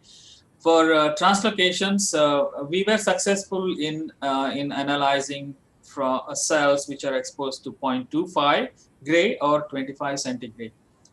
And then for PCC related, 0.2 gray is the lowest dose. And then micronuclei about 0.1 to 0.3 is the lowest doses. This is the lowest doses one can go down. But of course, you need to score thousands of cells to look at the real effect. Yeah. All right. So there are many ways actually Yeah. for this kind of biodosimeter. Yeah. Depending on the approach that we would like to have. Okay. Exactly. The next one coming from Professor Yunem Wati. Yeah. She is asking about what happens when humans get low radiation exposure, but for a long period of time and very continuous. Is there any biological effect, especially in the in health effect? Second one, if there is no physical dosimetry or dosimeter, I'm sorry, I should say that. Biological marker or biological dosimeter can help estimate the absorption radiation dose by humans. Yeah. Are there any irregularities in the measurement result, and how big it is? Yeah. Okay, so the first question is probably relevant to occupational or environmental exposure. In case of, say, even in Indonesia, some parts you have high background radiation. There are few areas in China, in India and Brazil that are high background radiation. These individuals are chronically exposed to radiation. As far as the reports are considered, epidemiological studies done on people living in this area, there are not many effects seen compared to the population which is living in under normal background radiation. Okay. We don't know whether that is they are really having health effects, because it's very difficult to compare and measure. Because there are different schools of thought. Some people believe in adaptive response to ionizing radiation, but which is really controversial, and it's difficult to say whether they have health effects or not. Maybe long-term studies are needed. The second question. Okay, I'm a biologist, radiation biologist. Okay, I believe in what is happening inside the body. Exactly. Right. The physical dosimeter will measure the radiation which is delivered, right? So biological dosimetry will measure the effects in reality. Okay, so we need to calibrate or compare, the effects based on the dose which is received. So therefore, I think there are probably irregularities based on the technique you use. I mentioned about dicentrics decay after time, micronuclei, the chromosome translocations are persistent. Therefore, you need an integrated approach to calculate a particular dose. See, for example, if an individual gets exposed today, you measure the dicentrics after 2 days. The dose calculations may be a little bit different unless you have a baseline data in your laboratory. Exactly. So that's very important. Exactly. Yeah. So it's we need a lot of data to be collected to make it more practical.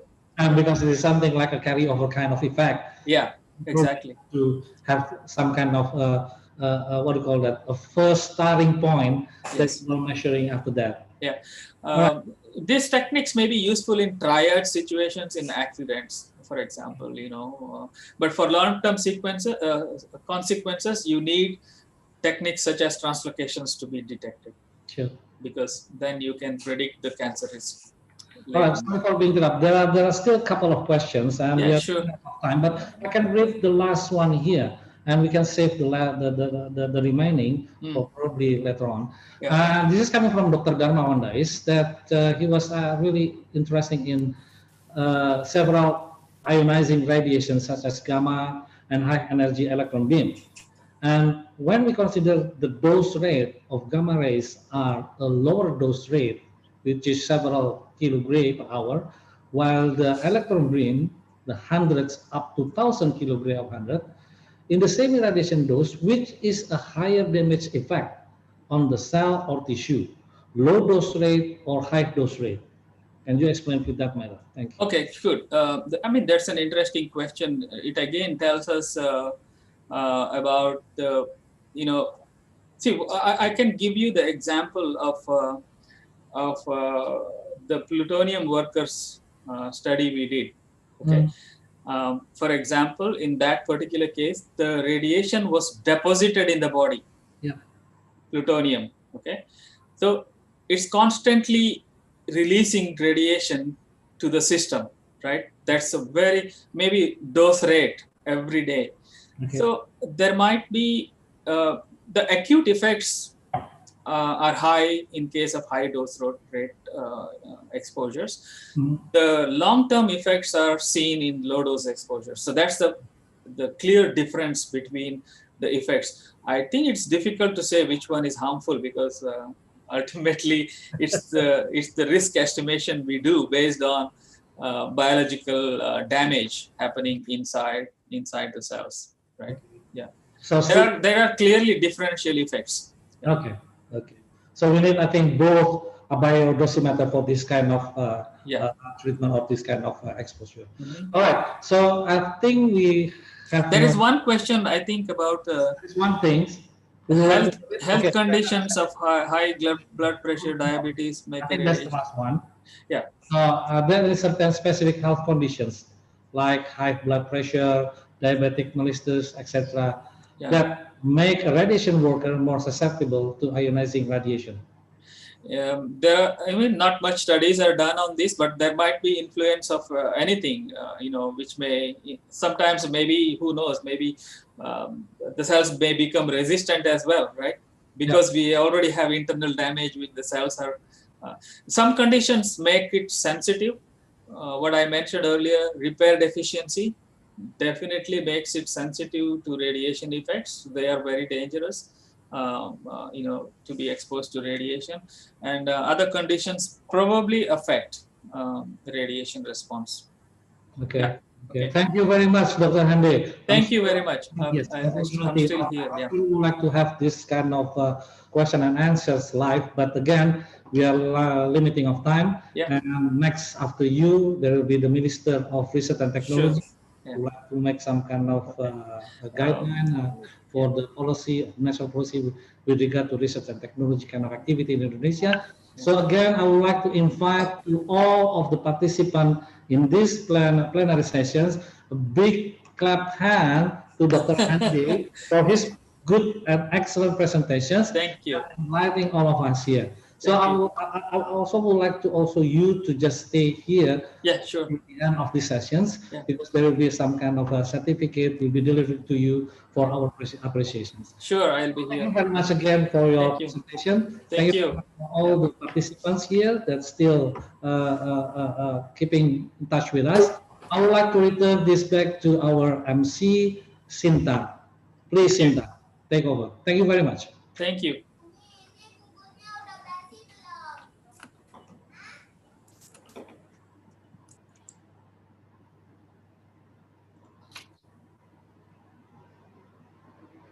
Please, Sinta, time is yours now.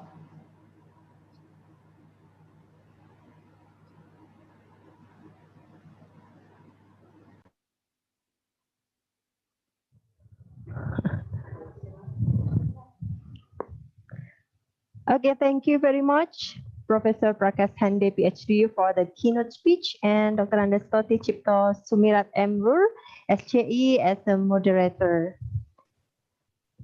And then we are still waiting for our minister, and then we will turn on our video. Okay, please.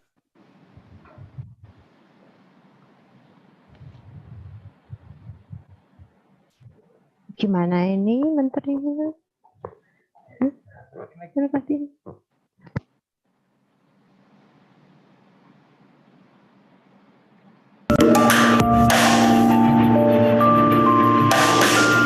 Peradaban dunia terus bergerak ke arah yang kian modern. Namun, kemajuan peradaban juga menghadirkan tantangan baru yang perlu dicarikan solusi. Pemenuhan kebutuhan pangan, kualitas kesehatan dan lingkungan hingga kebutuhan optimasi potensi sektor strategis menjadi tantangan utama dalam pembangunan berkelanjutan di era yang modern ini.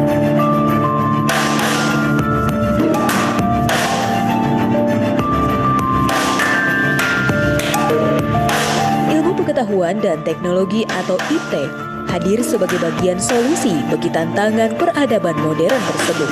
Teknologi nuklir sebagai bagian dari IT berkontribusi menghadirkan solusi di banyak sektor strategis pembangunan.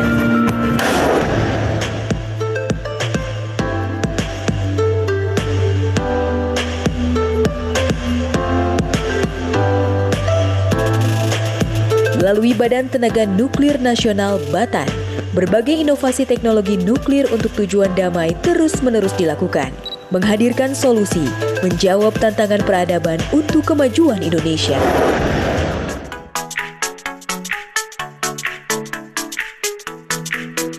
Dibentuk pada tahun 1958, Batan yang pada awalnya memiliki misi untuk melindungi segenap rakyat Indonesia dari cemaran radioaktif akibat penggunaan senjata nuklir. Selama 6 dekade terus berkembang dengan dinamis dalam hal struktur, fasilitas, program maupun hasil penelitian yang telah dicapai.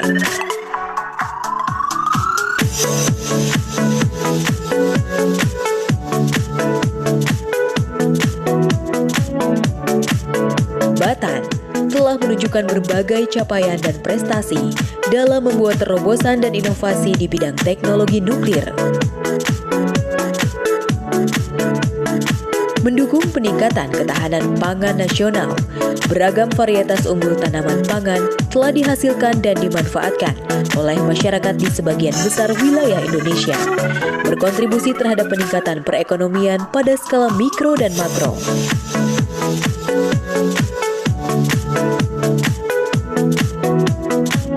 Mendukung peningkatan kualitas layanan kesehatan masyarakat. Inovasi teknologi nuklir menghasilkan peralatan dan farmaka untuk deteksi dini penyakit, bahan obat penghilang rasa sakit dan terapi, hingga penyediaan jaringan biologi steril untuk berbagai tujuan, pencegahan infeksi penyakit, penyembuhan luka bakar, dan penyediaan tulang steril untuk operasi ortopedi.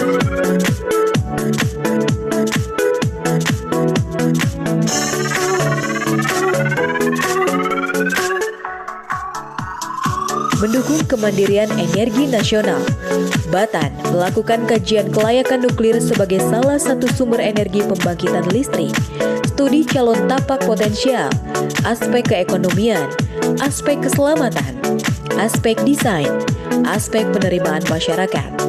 Penguasaan teknologi reaktor juga dilakukan dengan mengembangkan desain reaktor daya maju yang sesuai karakteristik kebutuhan energi nasional.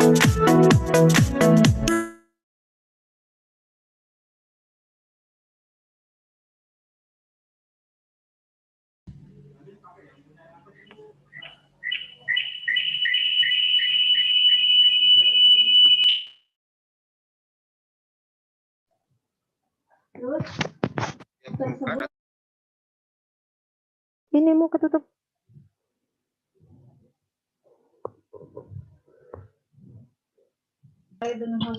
Selamat siang Ibu.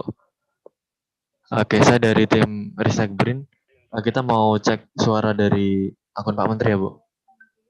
Baik-baik, selamat siang Bapak.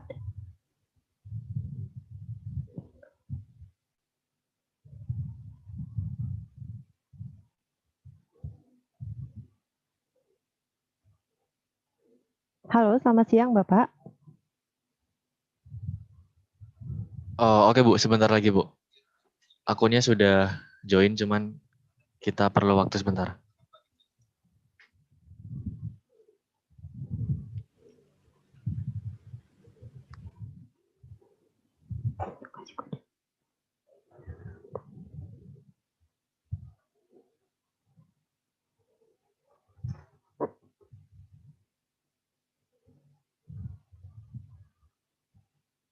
Okay, ladies and gentlemen, we still waiting our minister.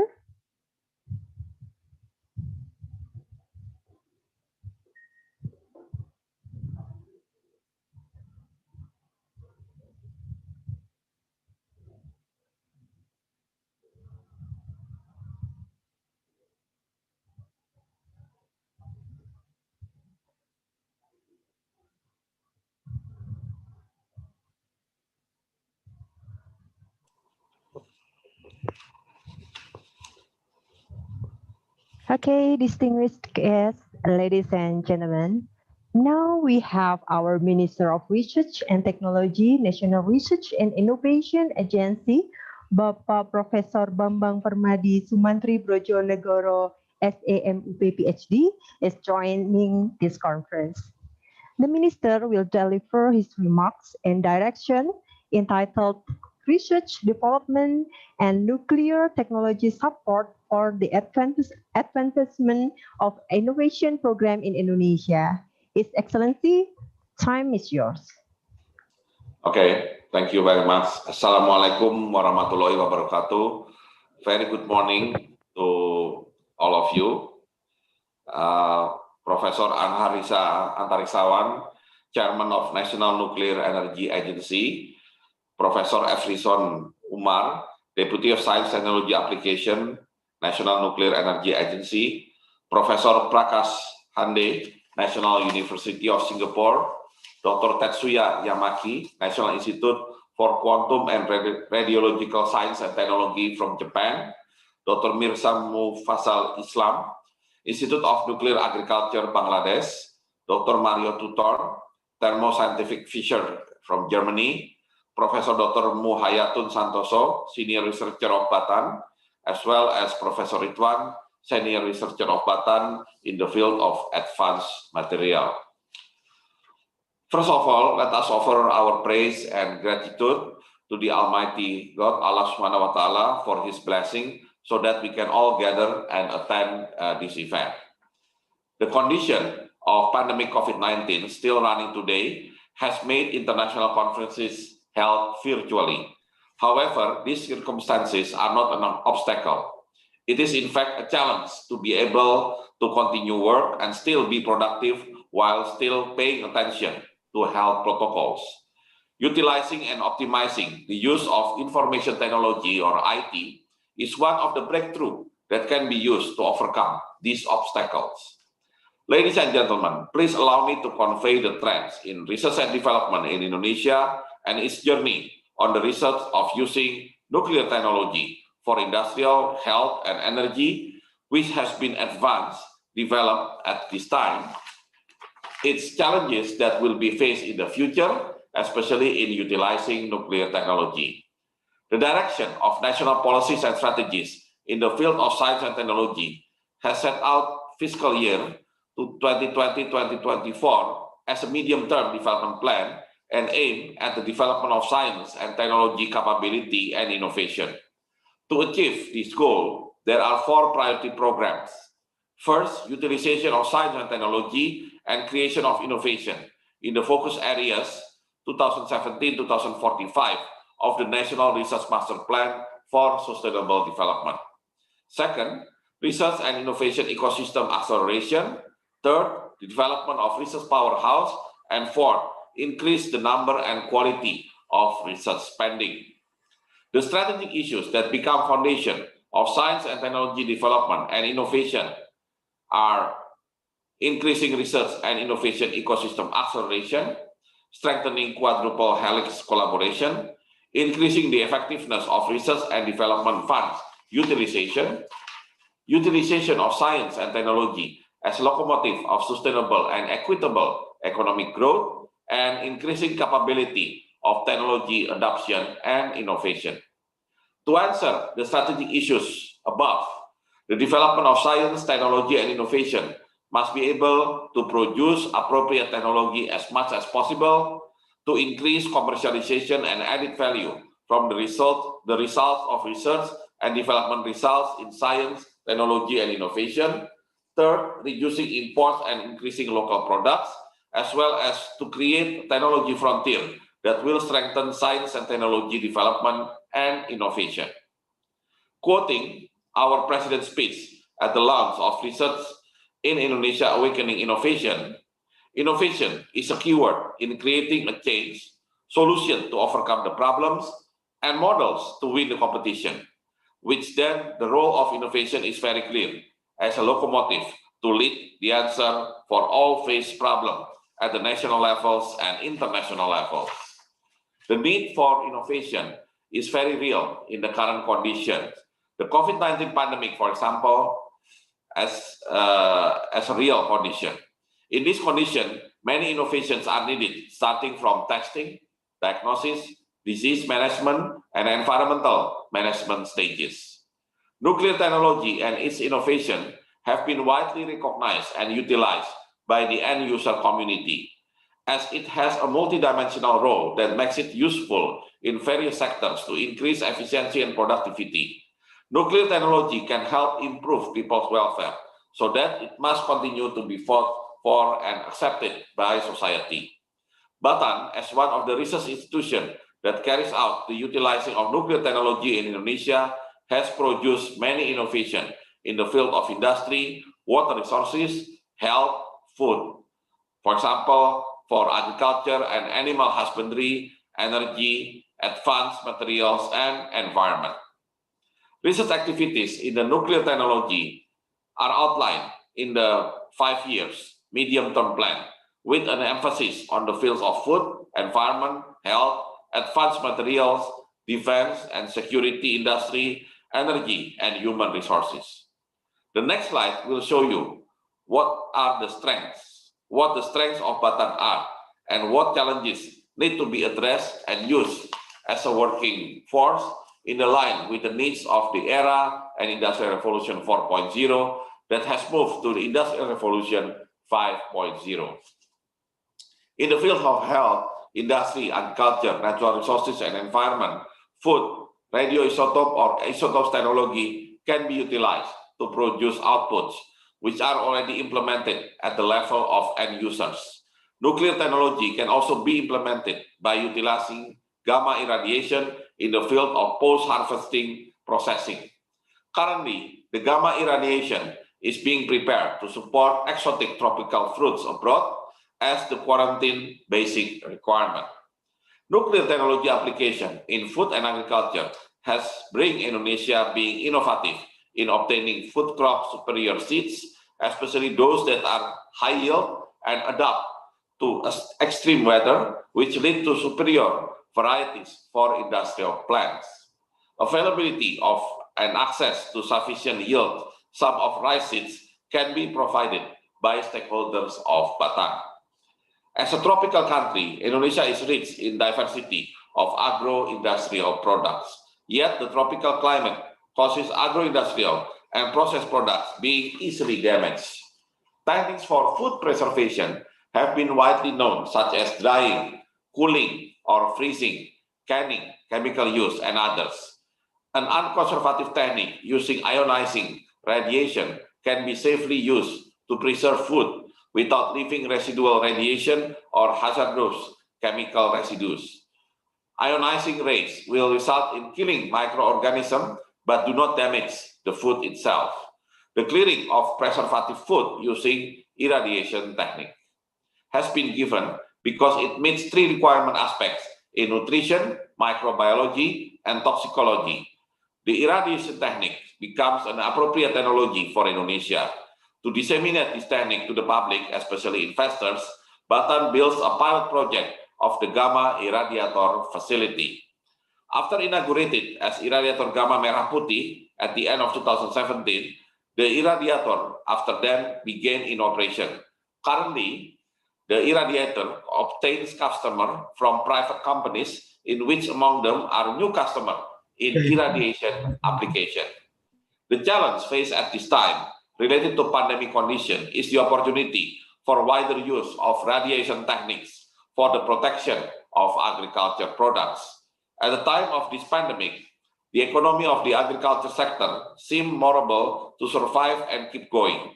So this is an opportunity that must be seized to be able to innovate further through the use of IGMP in synergy with agricultural product.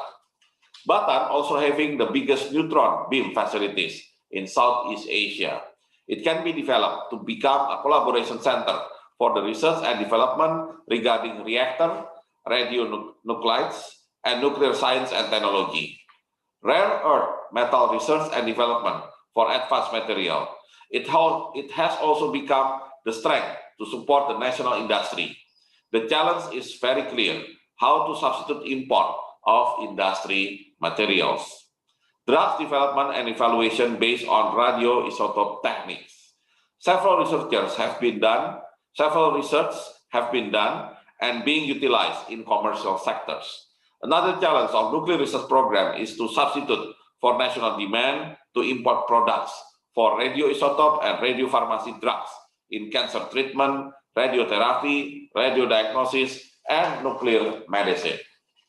Batam is also having a center for radiation safety, meteorology, and radiation application study in health, industry, and environment sectors.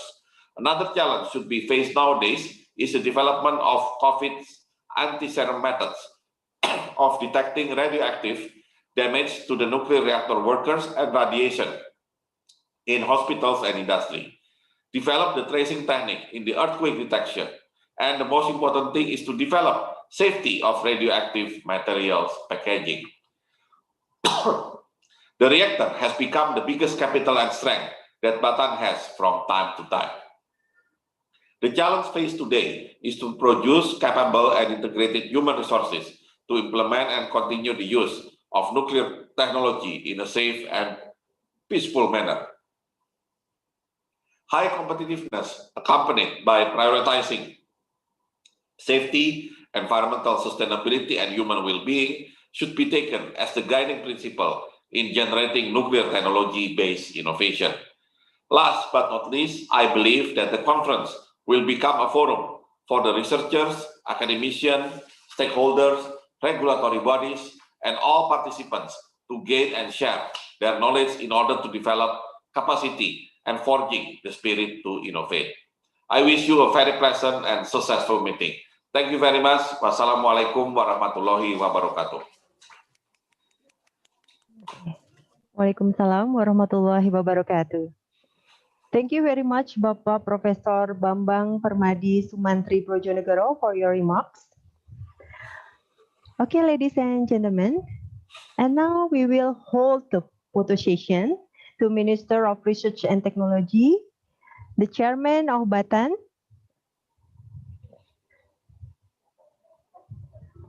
and then to all the participants, also the keynote speakers are welcome to take positions. Please turn your video on for about 3 minutes. And don't forget for having smile. Okay, this is for page 1. 1, 2, 3. Okay. Page 2. 1, 2, 3.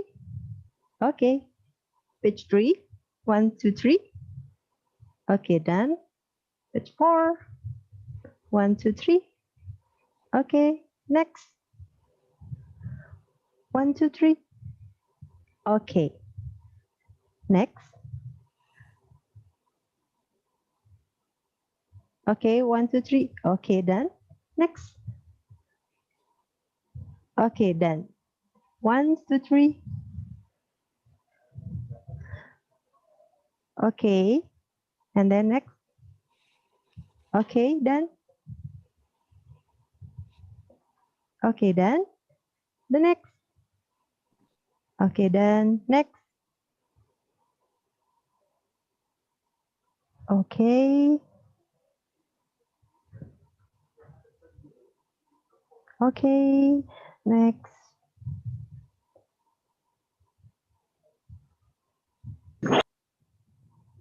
Okay, I think it's enough. Thank you very much. Thank you very much, Minister of Research and Technology, for joining us. We greatly appreciate to your participation and support for this conference. Your insights have been very valuable to us. We are looking forward to future discussion. We also not bond you if you have another agenda. Your attendance contributed to our success. Thank you very much. Ladies and gentlemen, I hope you are enjoying this occasion so far. We are going to the next agenda. We would like to invite you to deliver his keynote speech, Dr. Mirza Mufazal Islam from Institute of Nuclear Agriculture of Bangladesh and Dr. Chris Chow from Thermo Fisher Scientific Singapore.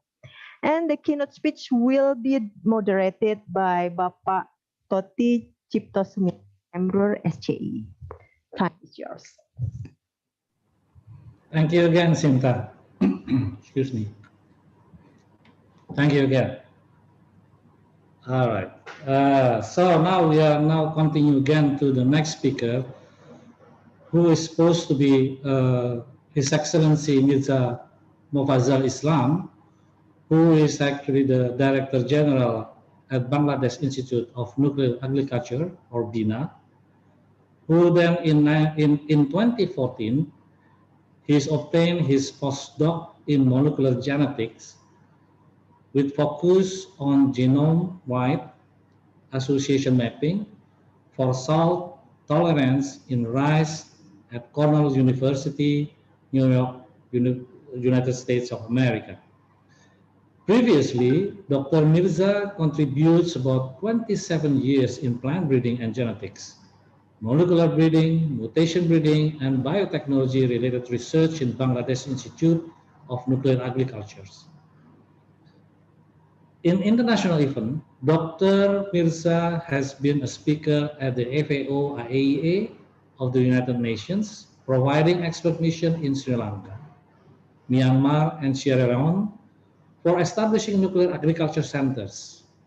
Dr. Mirza has been awarded on 7 outstanding awards received from reputed international and national organizations.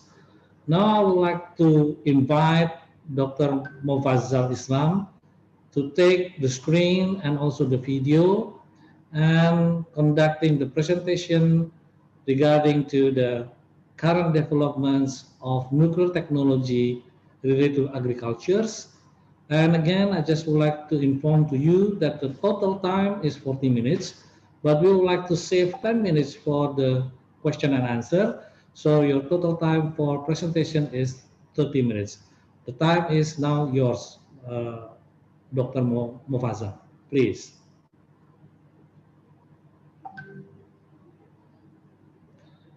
I would like to apologize that, in fact, Dr. Mirza Mufazal Islam hasn't been joining with us, so we have to move on to the third presentations, who will be presented by Mr. Chris Chia from Thermo Fisher Singapore. Mr. Chris Chia has an in-depth background on spectroscopy, chromatography separations, and mass spectrometry. He has been more than 15 years experience in high resolution accurate mass spectrometer, supporting his customer on both technical and applications. He is graduate with a bachelor in biochemistry at Tunku Abdul Rahman College at Kuala Lumpur, Malaysia. And Mr. Chris Chia here is joining the Alpha Analytical as applicant chemist after graduations, expanded his career, and became an applications and technical manager. He later joined the Thermo Fisher Singapore at the year of 2015. Mr. Chia here now is currently an application leader focusing on inorganic mass spectrometer like isotope ratio mass spectrometer and multi-collector MS. Support both pre-sales and post-sale at the Thermo Fisher Scientific Chromatography and Mass Spectrometer divisions. He has a great passion and in-depth knowledge on the fast-growing research area such as proteomic, metabolomic,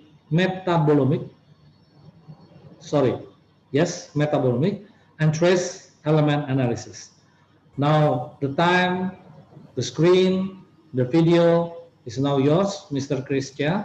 And again, I just would like to mention to you that your time is 40 minutes, but we would like to save the 10 minutes, the last 10 minutes for question and answers. So your time for presentation is 30 minutes. Now the time is yours, please. Okay, terima kasih Pak. Okay, hi everyone. Selamat siang ibu-ibu dan bapak-bapak.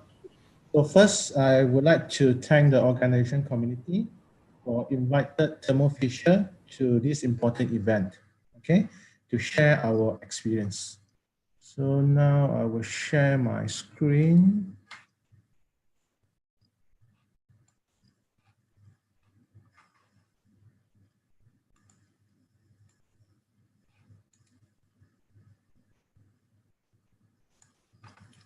Okay, so just to check if everyone can see my screen now.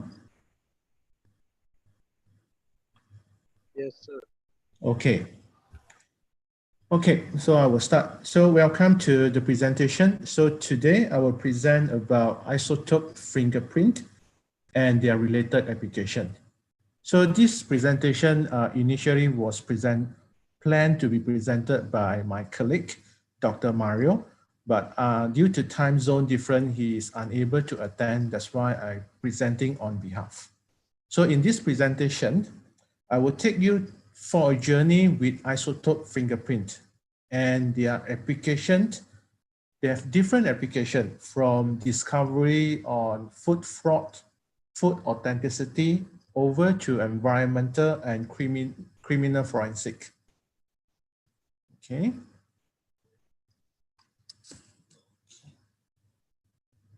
So during our day-to-day life, have you ever asked yourself one of these following questions? So was the athletic performance enhanced by drugs or doping? So how can we determine human provenance? So where does the air pollution come from? Where does your menthol coming from? Or was the honey that you drink is actually being sweetened by sugar?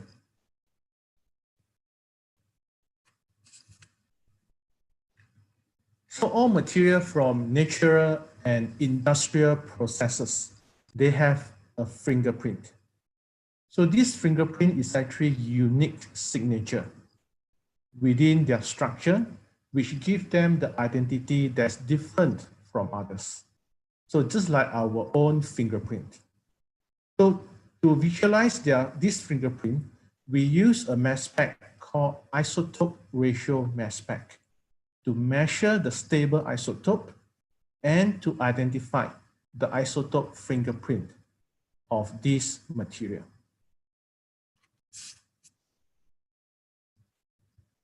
So this fingerprint is actually based on the fact that every element inside the periodic table, they are made up from proton, they are made up from atom. So atom is actually consists of proton, neutron, and electron. So atom from a same element always have the same number of proton, but they may have different number of neutrons. So atom with same number of proton, but different number of neutron, we call this isotope.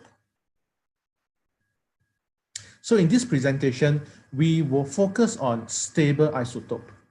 So which is safe for us to work with and carry out a specific information.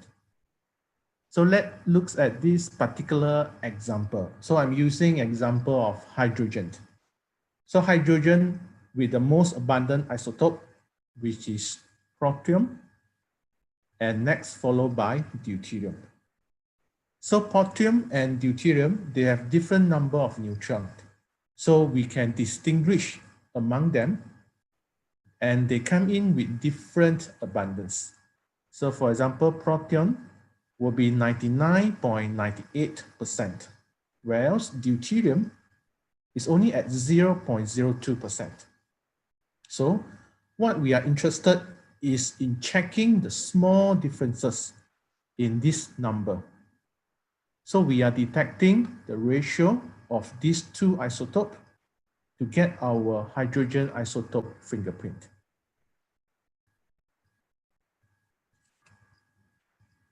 So beside hydrogen isotope that I mentioned earlier, so we can have other isotope.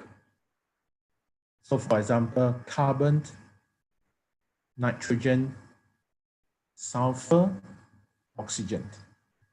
So these are the 5 main pillars of isotope that we will always work with isotope ratio mass spec. So they carry a unique information about different natural and synthetic processes.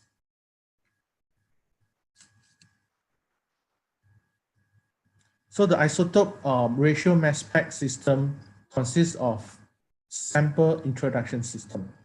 So they are converting sample into a gases before transfer to isotope ratio mass spec.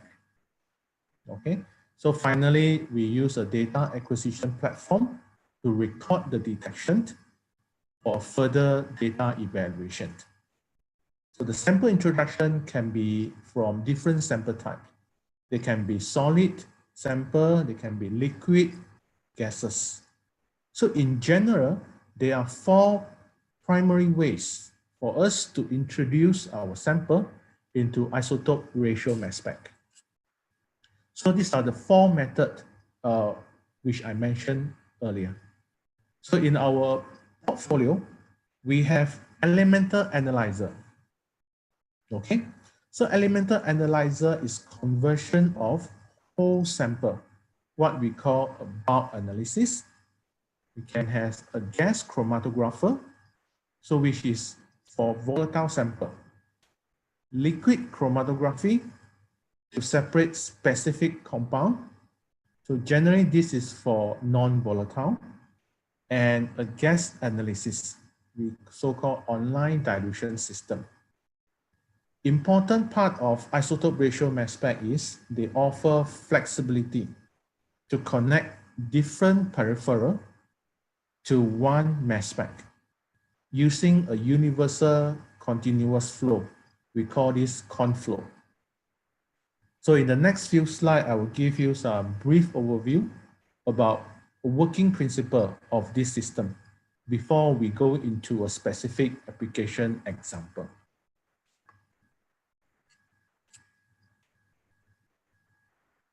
So now we look at elemental analyzer. Short form, we call this EA, isotope ratio mass spec. So they introduce to design, we take the entire sample. You can see it from this auto sampler here. So this is for bulk analysis. So meaning we can analyze several isotopes in one injection. So for example, I can analyze carbon, nitrogen, and sulfur isotope within 10 minutes. Okay, the information that we obtained is a summation of all compounds inside this sample. Okay, so we will use helium as our carrier gas, oxygen as our combustion. So the sample will first go through a combustion, which will operate at 1008 degrees Celsius. Then it will pass through a reduction furnace. We remove water, and the GC column here is going to separate the combustion gases. So carbon we will detect as carbon dioxide, nitrogen, and sulfur dioxide. Then it will further analyzed by this isotope ratio mass spec, and we use software to interpret our data.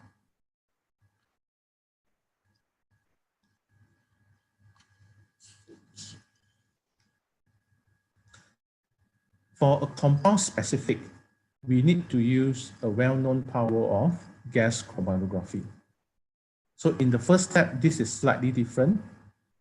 First step, the sample will going through a column to do separation. So we will separate our specific compound from our sample matrix. Then, through the separation column, individual compound, when they are separated, they will be converted into simple gases. So if I'm analyzing on carbon and nitrogen, it will go through this combustion. So otherwise, if I'm running on oxygen and hydrogen, it will go through this high temperature conversion. Then followed by a 4-port valve, we will remove water and it will reach the mass spec. So the conversion of simple gases such as CO2 and nitrogen will happen here. Oxygen and hydrogen will happen at this high temperature conversion. Okay, so by combustion, we can analyze carbon and nitrogen. High temperature, we analyze oxygen and hydrogen. So because this is compound specific, so we can only analyze one isotope per injection. Okay. So, but we gain isotopic information of each individual compound in the sample. So this will allow us to get more in-depth information about the material that we are analyzing. So later you will see some key application or key example of this compound specific gas combustion.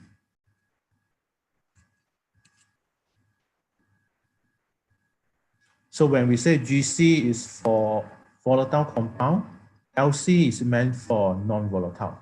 So when I mention about LC isotope ratio, first thing come to mind is detection of honey. Okay, so another way of doing compound specific analysis for non-volatile is using liquid chromatography. So this allows separation of individual compound within a liquid sample.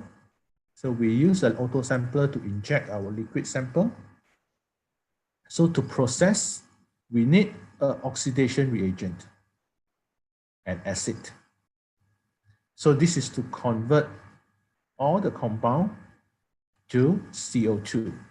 So using this oxidation reactor. So LC isotope ratio only analyze carbon isotope fingerprint. Okay, so this particular example has a very big application in honey authenticity analysis. Other researchers, they are using it for metabolite investigation.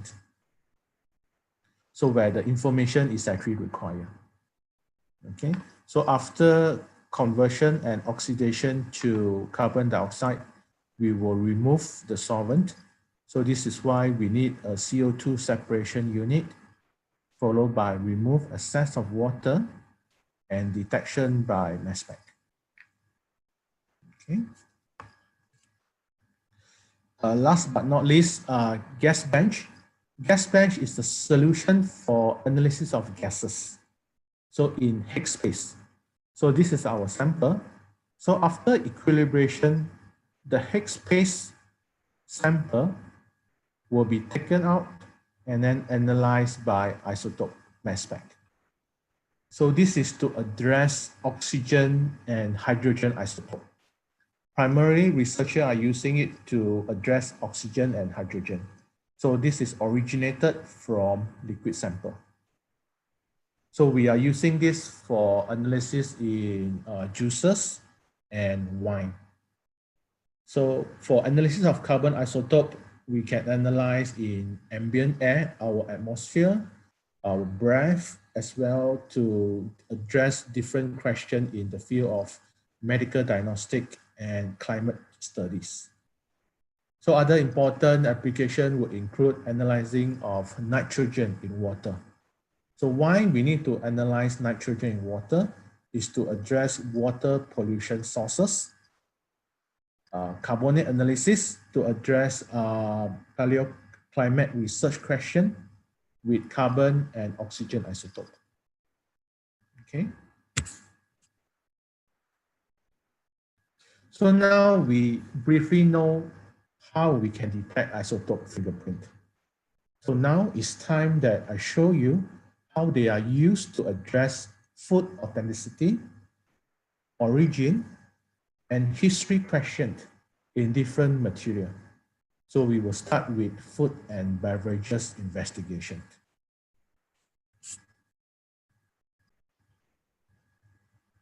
So food authenticity is generally considered into 4 pillars.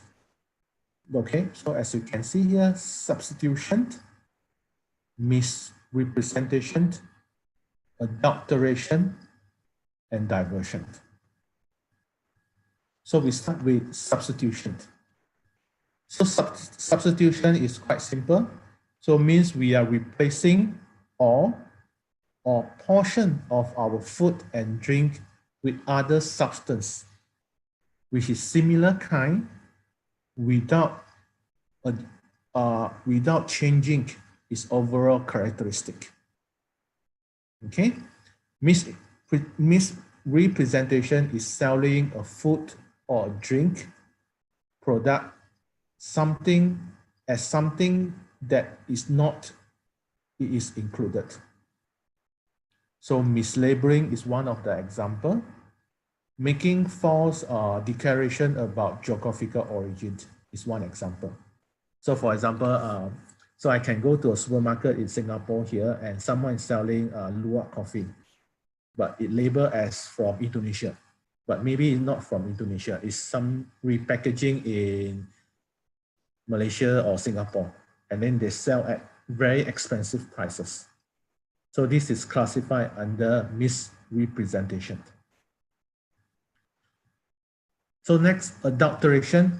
So adulteration is adding something extra substance that's not part of the origin food or drink. So you can think of honey. So honey is actually quite expensive, but some food processor, they are adding sugar. So they are doing adulteration. So, and they sell it at an expensive pricing. So finally, we look at diversion. Diversion is just turning the food and drinks away from its intended purpose. So now the question is, how do isotope fingerprint help to identify all this? So when we talk about flavor and essential oil, we always talk about complex mixture between volatile and the aroma compound. We call aromatic compounds obtained from plant material. So when we talk about plant material, it can be flowers, it can be herbs, woods, and other alternatives from synthetic material. So authenticity control of flavor and essential oil often came down to analyzing a specific compound. Okay, so we can provide a few examples. So for example, menthol. So you look at the data here, we can differentiate between natural menthol and synthetic menthol using carbon and hydrogen isotope. So the data value here is called per mil, is representing a delta 13 carbon and delta deuterium.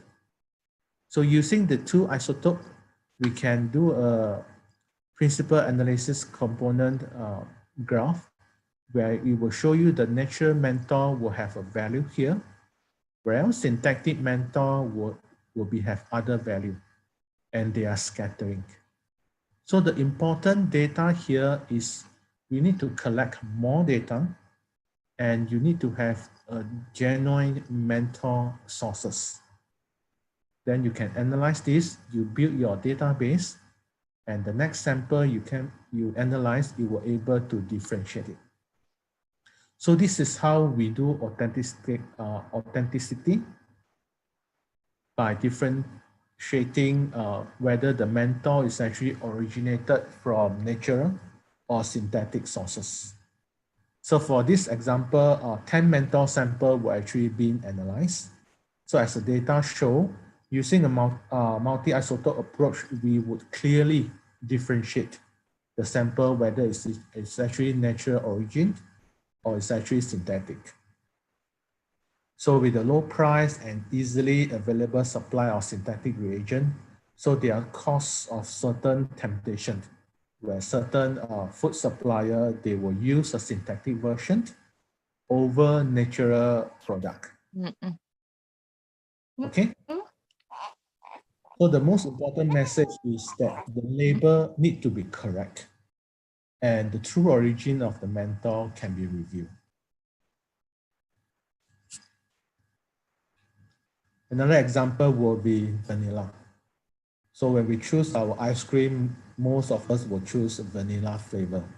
So vanilla is actually perhaps the world's most popular flavor and is widely used not only in food industry, but also in cosmetic. So why people need to fake vanilla? So the interesting part is vanilla is less than 1% from it came from the fully natural sources, which is the vanilla orchid. So with the market demand is getting higher and the world production of natural vanilla is getting smaller, so we ask ourselves, where does the rest of vanilla come from? So now the flavor company, they use additional sources using vanillin. So vanillin is a synthetic material. So we just need to differentiate the synthetic vanillin, whether it's it from lignin, petroleum residue, biosynthetic vanillin, such as rice, clove, or turmeric. Okay, or it's actually original, which is from vanilla orchid pot. So the price can be different. So the price of the pot vanilla can be as high as 20 times compared to other synthetic vanilla. So this will trigger an economic reason or economic motivated fraud by mislabeling or misrepresentation of the product.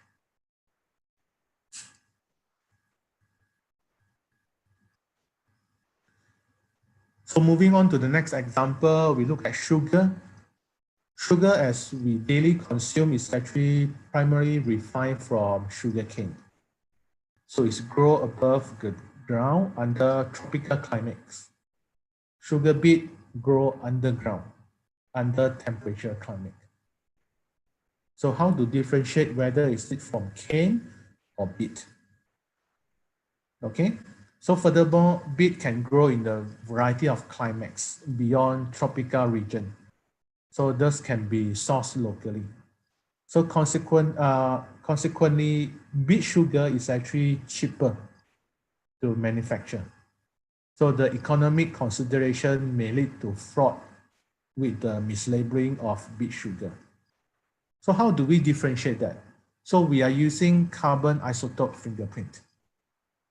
Okay, so the carbon isotope fingerprint is to differentiate between source of sugar because sugar beet is a C3 plant. So they have a value between -33 to -22 per mil. Whereas sugar cane is actually a C4 plant. So they have a positive, they have a value which is slightly positive between 16 to about -8. Okay, thus we can identify beet and sugarcane by verifying the isotope fingerprint. Okay, so these are general data and most of the researchers, they are using that.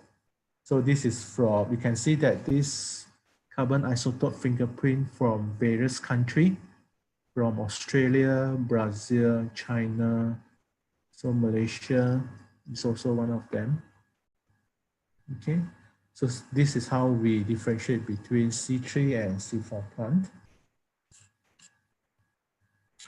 Okay, a very interesting topic, honey. So honey first started, I think it's about 10 years ago. So it's a subject to fraud by adulteration with low price sugar syrup. So again, this is using carbon isotope fingerprint. So they have distinctive carbon isotope fingerprint based on, we explained earlier, both sugar, cane, and corn, they are C4 plant. So most honey is actually from C3 plant. So therefore, we can use carbon isotope fingerprint to identify adulteration of sugar, whether is it by sugar addition, and using the official method from AOAC, a detection limit of 7% sugar from C4 plant sources. So using this method, you can detect adulteration of honey. And this is using liquid chromatography because honey is non-volatile.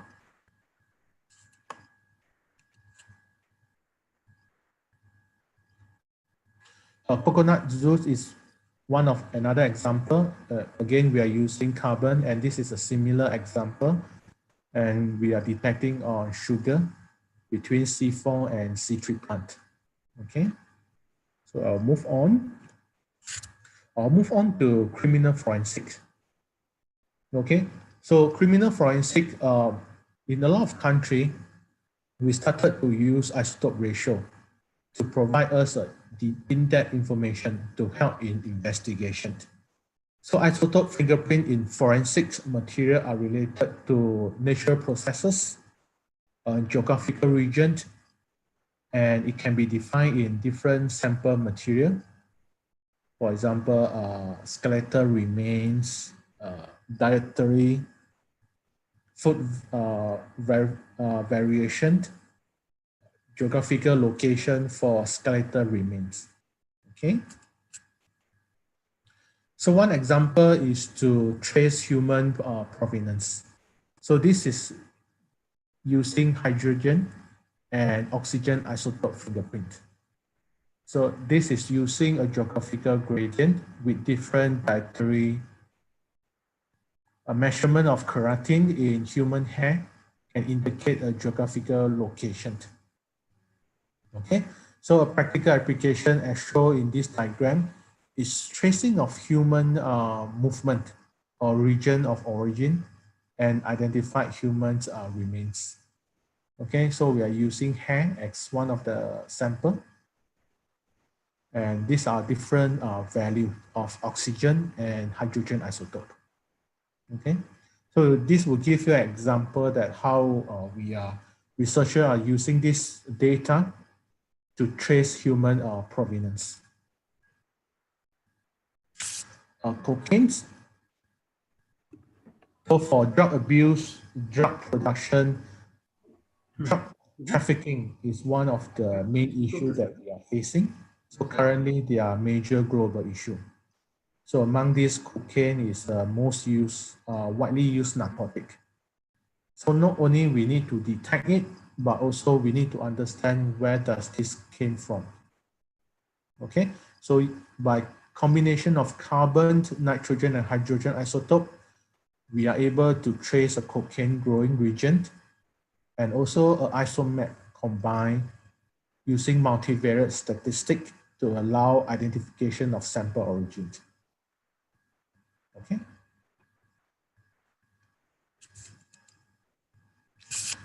So for pharmaceutical drugs, so one of the example is aspirin. So when we have headache, then we will take aspirin. So this is identified using carbon isotope fingerprint. So we need to know that whether, so you can see that different sources of aspirin, they have a different carbon-13 isotope value.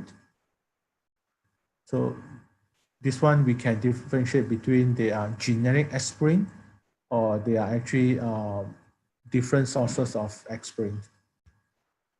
Okay. Spot doping. So spot doping, for example, this we need to use GC because there's a target compound. So whenever there's a target compound situation, we need to use gas chromatography first to separate the compound, then followed by oxidation to carbon dioxide. So this is to detect intake of exogenous compound. So a comparison of target compound, which is intake, and endogenous reference compound. So you can see that for each athlete, sample were actually taken. And this is between 2 to 4 hours after administration. You will see that the delta value of carbon will change tremendously. So this is where they detect whether those athletes are taking dopes. Okay.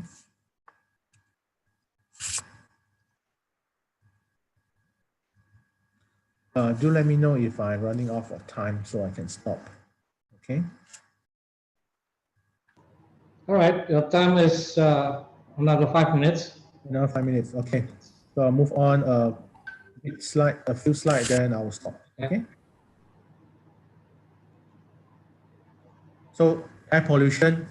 So maybe I'll talk this for the last example.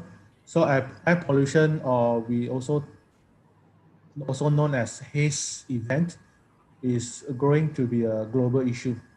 So that result from high concentration of submicron PM2.5 in the air in the form of sulfate aerosol and also nitrous oxide derived from fossil fuel burning, ozone, or volatile organic compound. So we talk about PM2.5.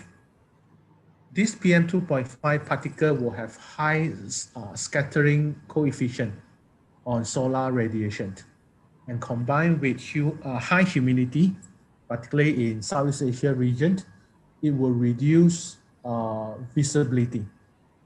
Okay, so all these factors will impact our surface temperature, and therefore it will affect weather and climates. So, and carry a serious implication for our health, for our cardiovascular and respiratory health.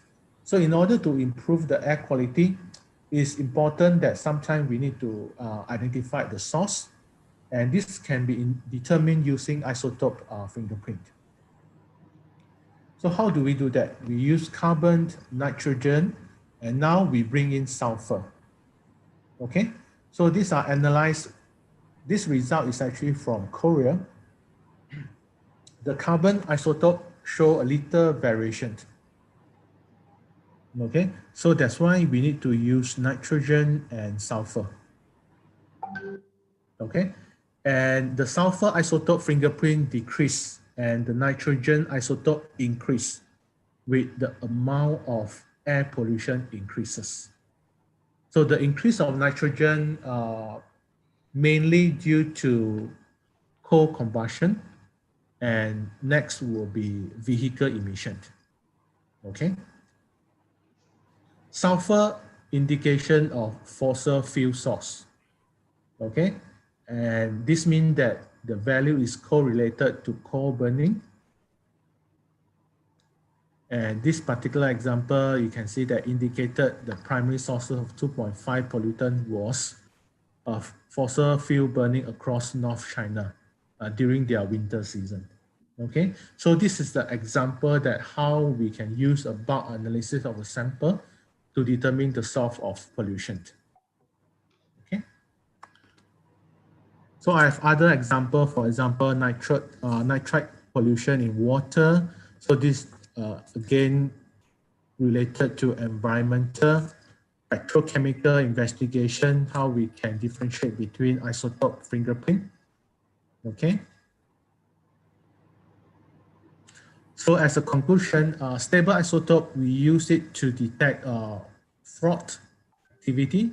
So these are underlined by official method. So AOAC has been published a lot of official method and multi-isotope approach. So we can use a bulk analysis to identify. And again, for example, Batan, you have isotope ratio mass spec solution. So this will give you some fast, reliable, and analysis with full automation. Okay.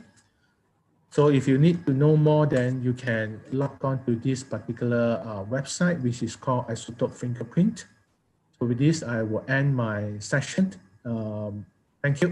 If you have any question, I will happy to answer that.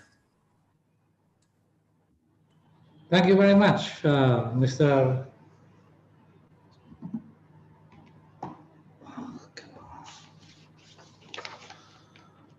Chris Chair. So this is again for the question and answers that I already make some kind of notes here. And with regard to the presentation that just delivered by you, it is something that really related to the basic science, to the applied applications of this kind of understanding related to the isotopes. And more enriched knowledge, understanding that we have been delivered here for the characterizations, where it will be then support the advanced research in many aspects, particularly for the chemical analysis. So this will then, I believe, pitching many question and answers, where there are several already in my chat that I can probably read it for you one by one. First is coming from, again, Dr. Rifai Musli, with regard to the questions, very technical. In what is the sample volume for single measurement that gas bench 2 system can be then applied or accepted? Okay, so the question is the volume for single measurement. Yep. So typically volume we're taking about 4 mil. So but the good value will be between 5 to 10 mil for a single measurement. Sorry, come again? 5 to 10 mil. All right, 5 to 10 mils. All right, okay. So that will be enough. Yes. Just a single kind of measurement, or should be a double or duplo or triplo, something like that? Typically, we are using triplicates. Triplicates. Yes. All right. Okay. So meaning that 3 multiplied by 5 or 10 mils, right? Yes. So this will place in the gas tube, or not gas tube, sample tube. All right. Okay. Okay. Sample tube, and then we will seal it, and we will use gases to let it achieve equilibrium. Okay, so this is again probably answering the second questions. We're coming from Henny Widyastuti. Okay. What will be the intentions in a particular type of sample that can be put into the RMS? Okay. So in general, you can put solid, liquid, and gas sample. All right. Before you decide which sample type to analyze, first you have to ask yourself which isotope you need to analyze. Okay. If you don't have any specific isotope or specific compound to think of, you can start with bulk analysis, which is using elemental analyzer. In this, most of the people, they are using solid sample. Okay. Okay. Now, the next questions, it is coming from Dr. Ali Arman, who is really involving with so many kind of environmental experiment or research. He was really curious regarding to the database of the stable isotopes around the world, whether that we are very actually limited of this number, database number of stable isotope. So will it be possible that we can use stable isotope database from other countries or regions? Okay, so this in fact is a very good question. So isotope ratio community is always challenged by database. If you want to use a database from other country, first you need to be able to access it. So this is why a lot of isotope ratio community, they are building a network. So they are doing collaboration. Yeah.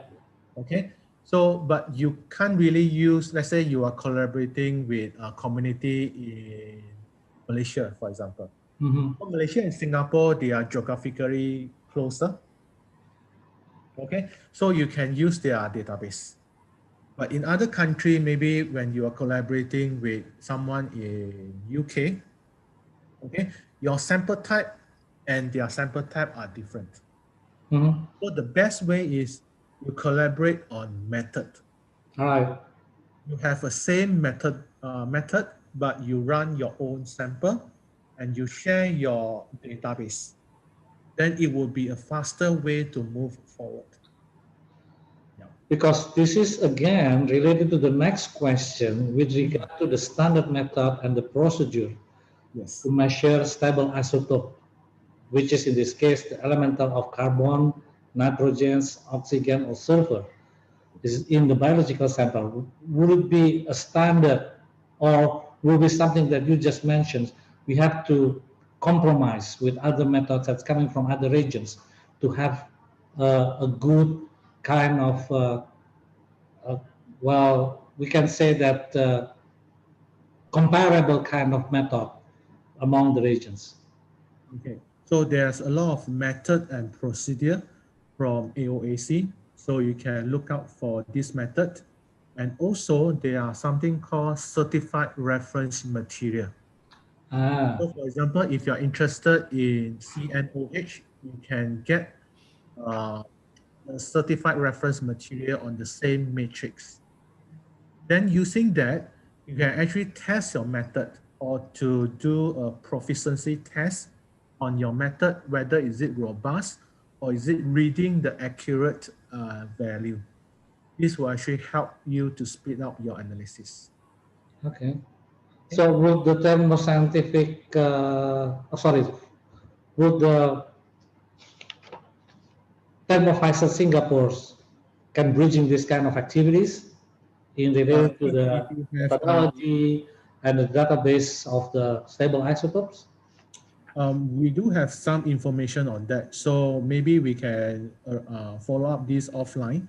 So you can get my email address from the community, All right. from the committee, and then I can help to answer that. Okay. Thank you very much. So just for last comment here, this is something that we are discussing, something that very, very expensive kind of analytical instrumentations. So is there a way that you probably can share to all of us in optimizing the use of this RMS instrument? Because I know that whether they have samples or not, the RMS should be kept warm in terms of running. Yes. And to make this RMS kind of instrumentation facility runs, it requires a lot of, what do you call that? I should say that fuel, or I should say that some kind of chemical materials that should be that will be involving in this running RMS, whether there is sample or no. So what is your comment on how we can effectively utilize these RMS instrumentations? Okay. So again, thanks for this question. This is a very good question. So it's true that whether you have sample to run or not, you should always keep the system under standby condition. Yes. So standby condition will mean that minimum the vacuum need to be on. Yeah. Okay, because the vacuum is actually at E-8. All right. Okay. Yes. And next, your lab environment.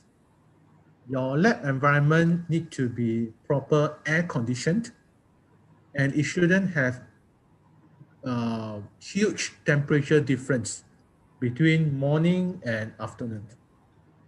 Okay, because this will affect the delta value. So if you are not using the system, every week, at least one day, the science officer need to do some check on the system. So to check on the precision and accuracy. So this is to make sure that whenever you have sample, the system is always ready and it will able to give you accurate and precise data. Because isotope ratio is always about relative data. So you can't afford that to have a situation whereby it gives you a data but it's not accurate. Right. Okay. So this is a challenge, and exactly. This is a norm that we need to adapt to the community of isotope ratio. Exactly. Uh, indeed, that is indeed. So again, I think collaborations that probably the Thermo Fisher Singapore can bridging us with regard to, I believe that the Thermo Fisher Singapore doesn't only supply to one country within the regions. So I believe that you also supplying other countries in the regions or probably between the regions. So please do in the future also providing us with some kind of collaborations with regard to improving the effectively operating the RMS systems that we have. So this is something that probably very what do you call it, important in the future for us. So last question here that coming from Professor Junan Malawati, because we still got a couple of minutes to go. There are 3 questions. How many types of fingerprints techniques can be used to determine if the material is pure or naturally mixed with synthetics? In this term, the honey. Honey, how can we then determine that the honey is pure honey or is already been mixed with sugar? And again, the ratio of that mixtures using this kind of instrument. The third one, should it be a mass spectrometer can be used to solve the problem, or should it be something else? Okay, so I'll answer the first question first. Okay, how many type of fingerprint technique or how many isotope we need to use? Yes. Okay, so first we always try with the most abundant isotope, carbon. If carbon can differentiate between natural and synthetic, so it means that you are lucky. One isotope solve your problem. All right. Okay. After you analyze with carbon, the delta value, there's no difference. They are very close to each other. Yes. Then you need to move on to find the next isotope, All which right. is either oxygen or hydrogen. All right. Okay. Okay. Then followed by nitrogen. Sulfur is always the last isotope that we will Okay. analyze. Okay. So this is something that it cannot be straightforward to get the fingerprint here. I mean, it requires lots of fingerprints just to make sure that whether in this kind of food authenticity, pure or not. Is that what you're saying? Yes. All right. Okay. So, most of the compound, you need a minimum of 2 isotopes. All right. Okay. Yes. One isotope is quite difficult to separate, but not for honey. Honey, I think the second question is, can it be known that the honey is pure or mixed with sugar? Yes. Yes, that's right. Yes. Because this is differentiating between C4 and C3 plant. Exactly. Yeah, because this is what a bit happens here, especially here in Indonesia, that we have some what do you call that? Not pure honey. Yes.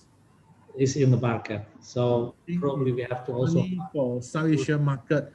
I think every country we are doing that. I think Thailand, Malaysia, Singapore, Vietnam, Indonesia, they are doing that. All right.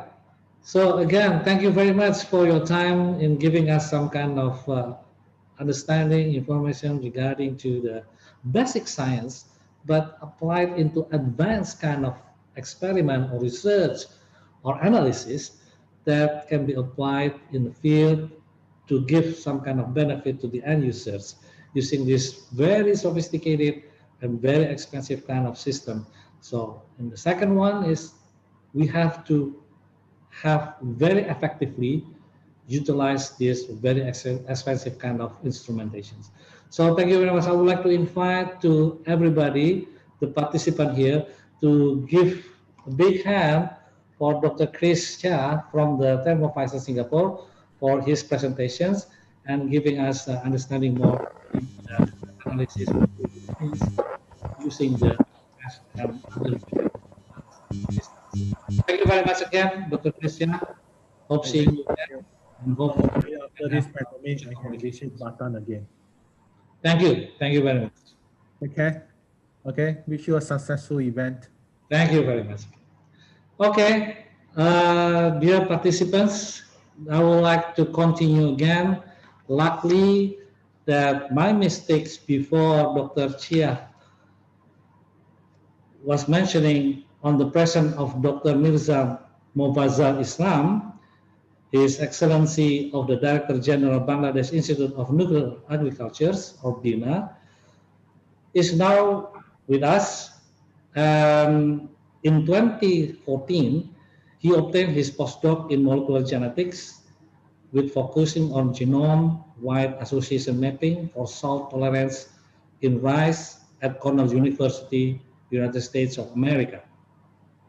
Before that, Dr. Mirza contributes about 27 years in plant breeding and genetics, molecular breedings, mutation breedings, and biotechnology related to research in Bangladesh Institute of Nuclear Agriculture.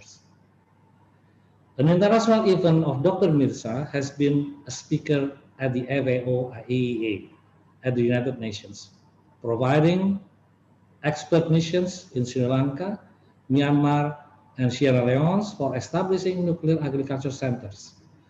Dr. Mirza has been awarded on 7 outstanding awards received from reputed international and national organizations. So I would like to invite Dr. Mirza to take the screen, to take the video, and deliver us about the enlightening presentations that you already prepared. The time is yours. For your information, again, you have 40 minutes, but again, please do use 30 minutes for the presentation and 10 minutes for the discussion. Please. Okay, thank you. Good morning, ladies and gentlemen. I'm very pleased to be here with you in International Conference on Nuclear Science, Technology and Applications in Batam, Jakarta, Indonesia. So really, I'm very grateful to be here with you. So I would like to talk on use of nuclear technology in the field of food and agriculture. And also, I will in the later part of my presentation, I would like to share my some success stories in Bangladesh context, also in the world later on. So now I'd like to start my presentations. Can you put it on the preview, sir? Excuse me? Yes, can you? Okay, thank you. Yes, that's the one. Thank you. You may proceed. Okay. So now actually we are facing the some challenges due to climate change, due to global warming, especially South Asia and Southeast Asia are the most vulnerable in the world. So we are facing some challenges like growing populations, climate change, and also we have a shortage of natural resources. If you see the impacts of climate change, some like natural disaster like droughts. So in Bangladesh, it is 2.5 million hectares of land out of 8 million cultivable lands. So really we are facing a big challenge. Also in Sahara, sub-Saharan countries and other parts of the country. And we have salinization, like intrusion of salt water from the sea.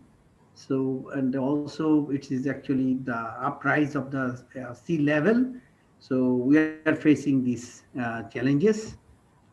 Also flood inundated in the crops. And this year, actually in Bangladesh, we have five times flood in the rain-fed season. I mean, it starts from June to September. So huge crops actually are damaged due to flood, even in Thailand, Indonesia, Myanmar, India, and other countries.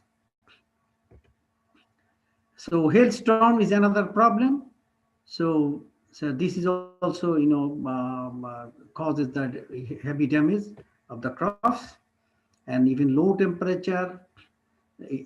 Basically, actually, it's in the temperate countries, also in the tropical countries, and also high temperature. It is also problems. So even the desertification. So desert is actually a big problem for crop cultivation.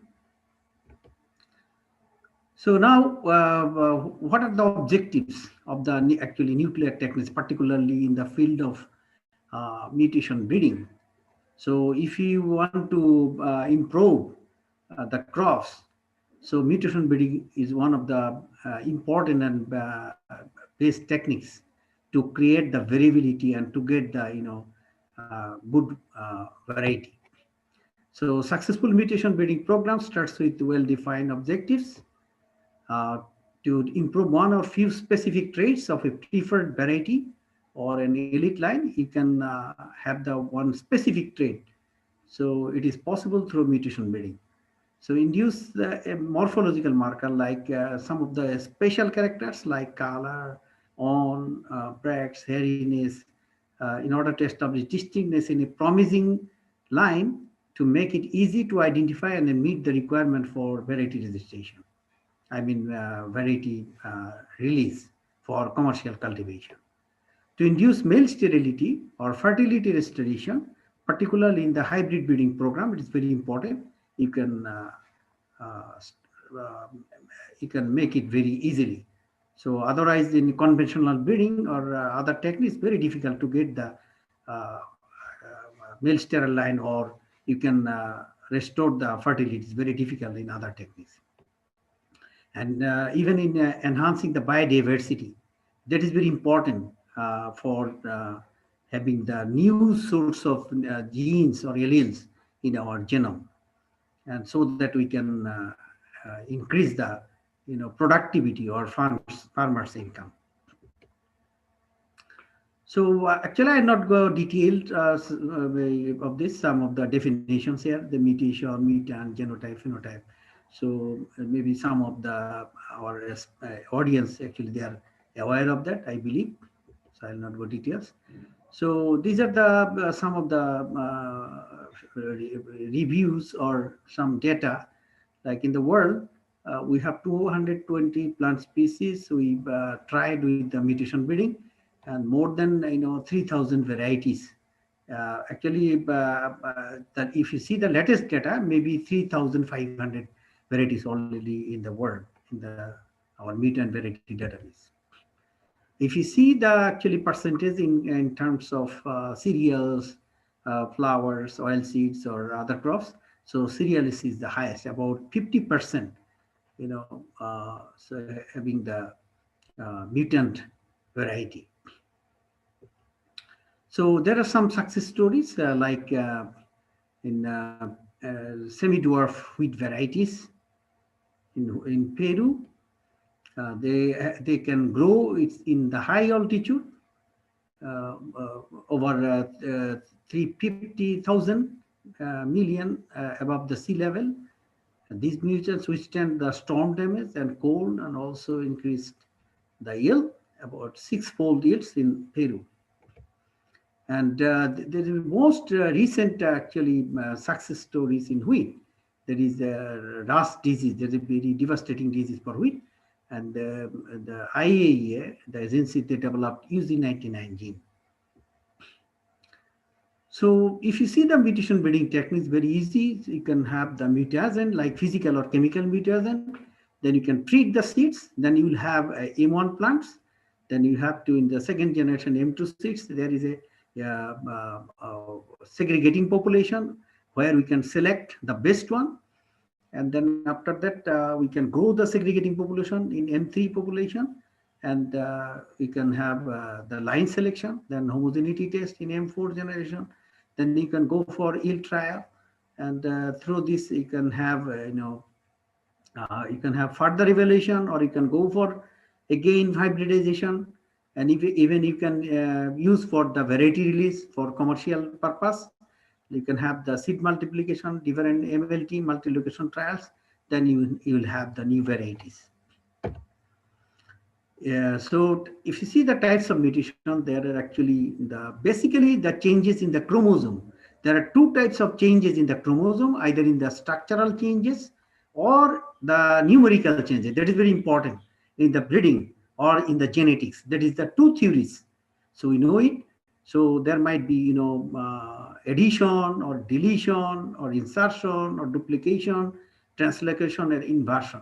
So there are, a lot of possibilities in the genome or in the chromosome.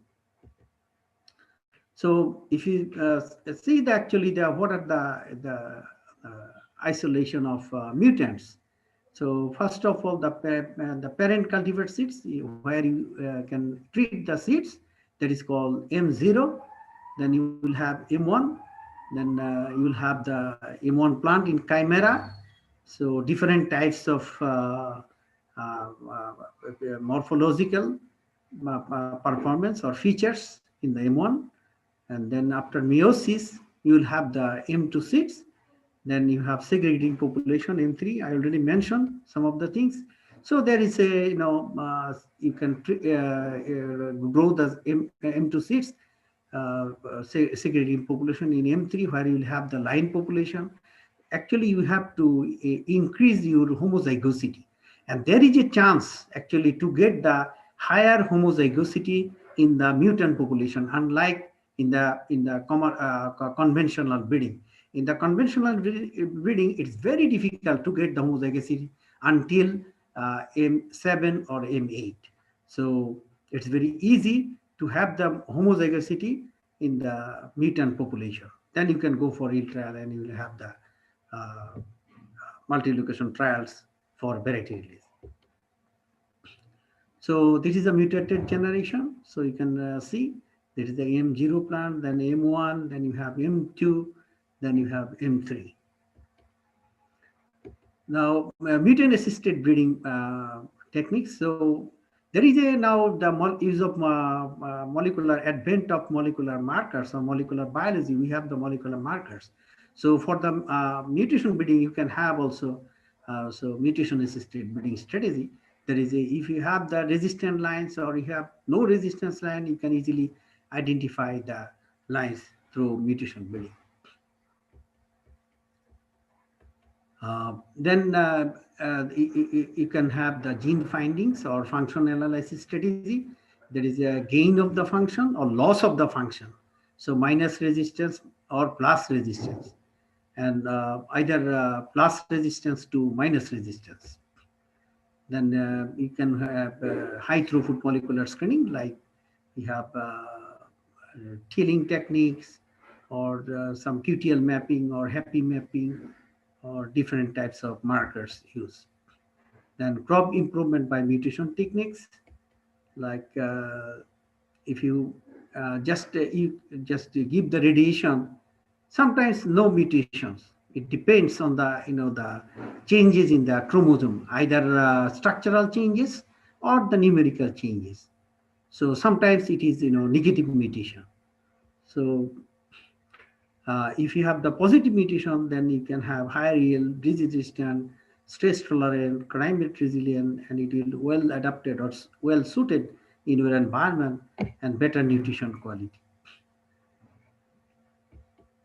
Then it is just population development. I will not go through these details. It is the basic actually techniques of the mutation breeding, how we can handling the mutant population in your breeding program. That is the thing. So these are the one diagram for the treated with the gamma irradiation, just like chlorotic mutant seedlings. Chlorotic means like no chlorophyll, the deficit of chlorophyll in M2 tomato populations. Then it is M1 plants, so like 0 gray means no irradiation. Then if you have 100 gray, 200 gray, so you can easily differentiate. So you can see where is the highest frequency of the survivability. So you can have or you can select that 50% of LD50, that is the basis for mutant selection. So this is the salinity screening. If you have different treatments of salinity, like control treatment, if you have 5 ds per meter, 10 ds per meter, 50, you can differentiate this population, and you can have it in the hydroponic culture. So you can easily screen the salinity. And if you have the mutant population, you can easily select the salt tolerant varieties. This is for the lentil. For drought tolerance, it is also in the hydroponic system. So we can also screen the mutant population for drought screening in lentils. So sometimes if you can observe the outcrossing in the plant populations, so you can easily rogging out, or you can identify the undesired plants or population in your breeding programs. So actually the mutation breeding mostly actually based in molecular biology.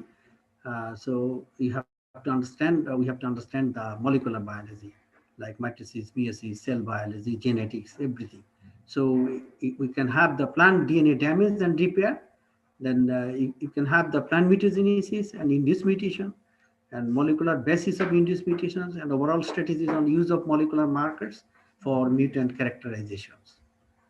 So this is the DNA replication. So we know that the basics. So we can easily understand the molecular biology of the mutants. So you can also repair the mismatch. If there is a mismatch, then you can repair mismatch through induced mutations. Then also we can have some repair if you have the methyl-directed mismatch repair. This is one of the molecular biology, understanding the mutant characterization of the mutants. So this is a polymerase editing function. So if you have the damage, then you can have the replication bypass. So again, mismatch repair and the mutation avoidance. Sometimes you can avoid the mutations. So these are the double-strand break repair systems. So we can have some we can have we can understand the where is the actually DNA breaks in the chromosome.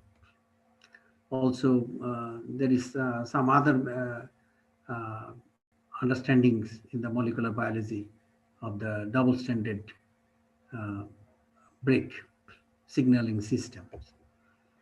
And then there is also effect of mutations. If you have different types of treatments, I mean different doses of treatments, so you can easily identify the plants. Also, mutagenesis meets the genomics, like if you have parents, then you can have the segregating population, then you can have you can identify the microarray per offspring, how many microarray per offspring, you can easily identify that.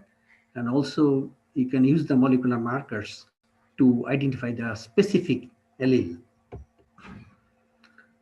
And how does the mutation breeding works? It's very simple. Just you have the mutation induction, then you can have one generation the chimeric, then you have phenotyping it, then you can go for multi-location trials for commercial use or variety release.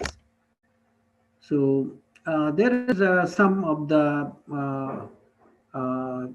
success stories in Bangladesh. We have developed some of the varieties through mutation breeding with the use of gamma rays, and recently we are using also carbon ion beam. So we have also some varieties. So we actually now as outsourcing, we use the radiation from Japan and also in Thailand.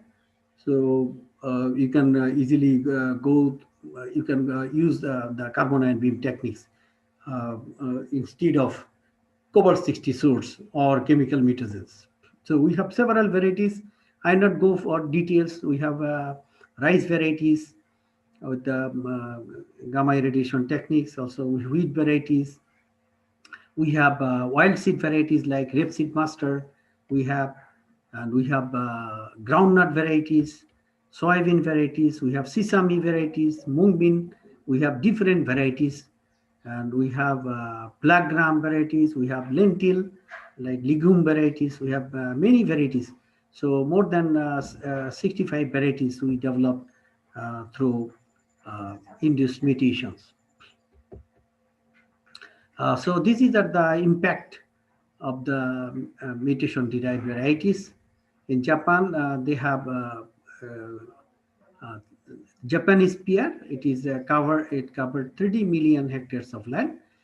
So the 30 million is dollar they earn. And India, they have black gram. These are some small examples. They are success stories.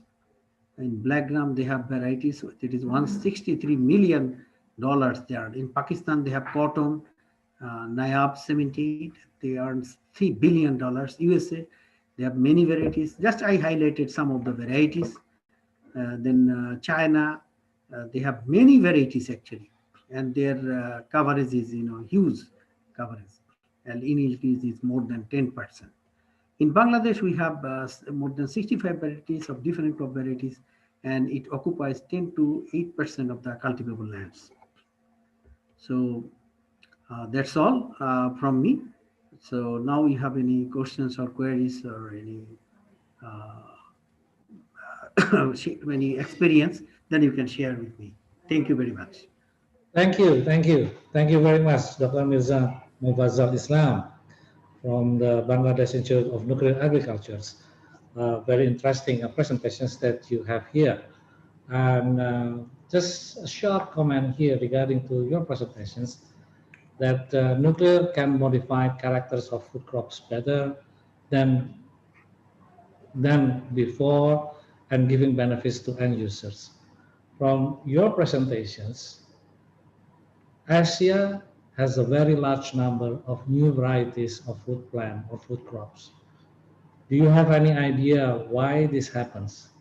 Is it because of our continent here in Asia has very extreme kind of climate change effect, or possibly can defect the current or the existing food variety?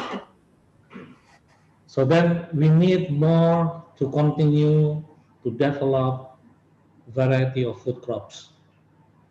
And the other comments here that probably will be coming some kind of discussions while we are waiting for the questions in the chat. What will be the best way to select the best mutants so then it will replace or substitute the existing variety of food crops? And what will be the best characters for climate change adaptive food crops that we are looking for nowadays, and to obtain these food crops at the shortest period of time? So I think that will be some kind of general comment that you probably can have response with regard to the presentation you just delivered to us, to get us more understanding related to the mutant varieties that we've been creating so far. Please. Yeah, that is very crucial questions, actually important and very important crucial questions. So mutation body is very complex. There is there are many kinds of genes like monogenic gene, polygenic genes. I mean the qualitative genes or quantitative trait genes. Some of the characters, it's very complex. I mean polygenic. So it's very difficult to have the polygenic characters through induced mutations. So if you have the monogenic character, we can change easily. Like early mutants or early variety, like early flowering or early maturing varieties, it's very easy to get from the induced mutations. So otherwise very difficult. Nowadays, actually, in different laboratories or different institutes, they are trying the gene editing. That is very straightforward. You can have the gene editing program, then you can, I mean, you can specifically target the trait, and you can easily change this trait in your genome. So if you are looking for drought tolerant or salt tolerant or heat tolerant, so you can just target that genes and you can edit that genes and you can have that genome in your populations. Okay. So otherwise, straight induced mutations is very difficult, or to change the polygenic characters is very difficult. So I would suggest that the modern technologies, induced mutation, along with the modern technology, I mean the genome editing or CRISPR-Cas techniques or some other techniques, or RNA technology, QTL for the mutant populations, but very difficult nowadays. Some of the advanced countries, they are trying to have the traits through some of the advanced techniques. So that is very important now. Okay. So it is more likely to have what do you call that? The justifications with regard to the needs locally. Yeah. Is that what you're saying? Right. Mm-hmm. All right. Okay. So questions here coming from Dr. Azri Kusumadewi. Based on your experience, how is the stability of mutant varieties? Is there any chance that it will change in the future, especially if you use gamma ray as the mutagens? The second question is, Yeah, I got the Kushuma's points. She's my actually friend. We are working together in the IES program, so I know her. Okay, so if you see the spontaneous mutations, the mutations is very low. There is no chance to change the characters or features. But if there is change, if the some of the I mean the like from the cosmic ray or from the ultraviolet ray, if the changes comes, and if the change in the genome, then there is some instability in the variety. Otherwise, there no chance. Otherwise, no chance.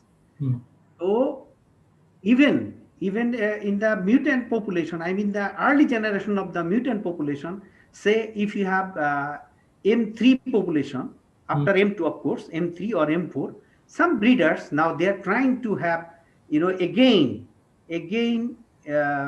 cross with its either with its original parent to get I mean the original traits. So that is one of the issues. We can change your mutants. Otherwise, in the natural population, in the spontaneous mutation, there is no chance to change your genome or in the traits or characters. but is there any way how to pace to get the end of a stable characteristic of this mutant? Meaning that there will be no, for sure, any more segregation or any more changings in the characteristic of this mutant. If it is highly cross-pollinated population, highly cross-pollinated, I mean if your population is mixed with the in the same variety, I mean the other varieties, if they mix or added mixture, we call it in the offspring. So there is chance to through the I mean the crossbreeding, then the character might be changed. But in the I try to say that if in the ultraviolet ray or cosmic ray there is some radiation is coming, so in that case there is very low chance to change the feature or characters. Okay. So there is the third questions coming from Dr. Azri here with regard to the global climate change, like I already mentioned earlier. In your opinion, is the improvement of plant characters toward tolerance to abiotic stress is a priority? Even though the yield character is low or must be in line with both, because mutation breeding can only improve 1 or 2 characters. What would be the right breeding strategy in your opinion here? Yeah, I already mentioned that actually the polygenic trait like salinity, abiotic stress, or heat tolerance or drought, it's very difficult to get the change, to get actually the stress tolerant. I mean the abiotic stress tolerant variety is very difficult. So you can actually go for the mutation breeding along with the crossbreeding. Okay. That is very easy. Okay. Okay. So there will be again one question left here with regard to presentations that you just mentioned earlier, that probably regarding to the how much actually the coverage area of rice or mutant rice in Bangladesh. I mean, like in Indonesia, we have an accumulative coverage area of rice, of mutant rice, approaching to 6 million hectares, accumulatively for the past 10 years or for the past decade. So how much is actually in Bangladesh? Yeah, in Bangladesh, there is 11 million hectares of the, I mean, the cultivable land. 11 million. Out of 11 millions, 8 million, 8.5 millions are the actually the real cultivable lands actually. So about less than 1 million, near about 1 million hectares covered with the our mutant varieties. Okay. It is coverage around 15 to 20%, 15%. You can say 15%, like this. Okay. Okay. Okay. All right. Thank you very much. So approximately probably quite a bit the same like what happened in Indonesia, because we cannot just directly in situ and then measuring the coverage area during the harvesting period of this time, but we have to again do whatever has already been carried before, then we accumulate it into a numbers of total coverage land being planted with this mutant kind of what do you call that, superior seeds of mutants. So again, thank you very much. Is there any questions that probably you want to deliver or you want to mention orally to the participants here? Because there is nothing here again in the chat. So some of you probably would like to raise your hand or probably have a communication and ask question directly to Dr. Mofazzal Islam. All right. So I think that's it, Dr. Mofazzal Islam.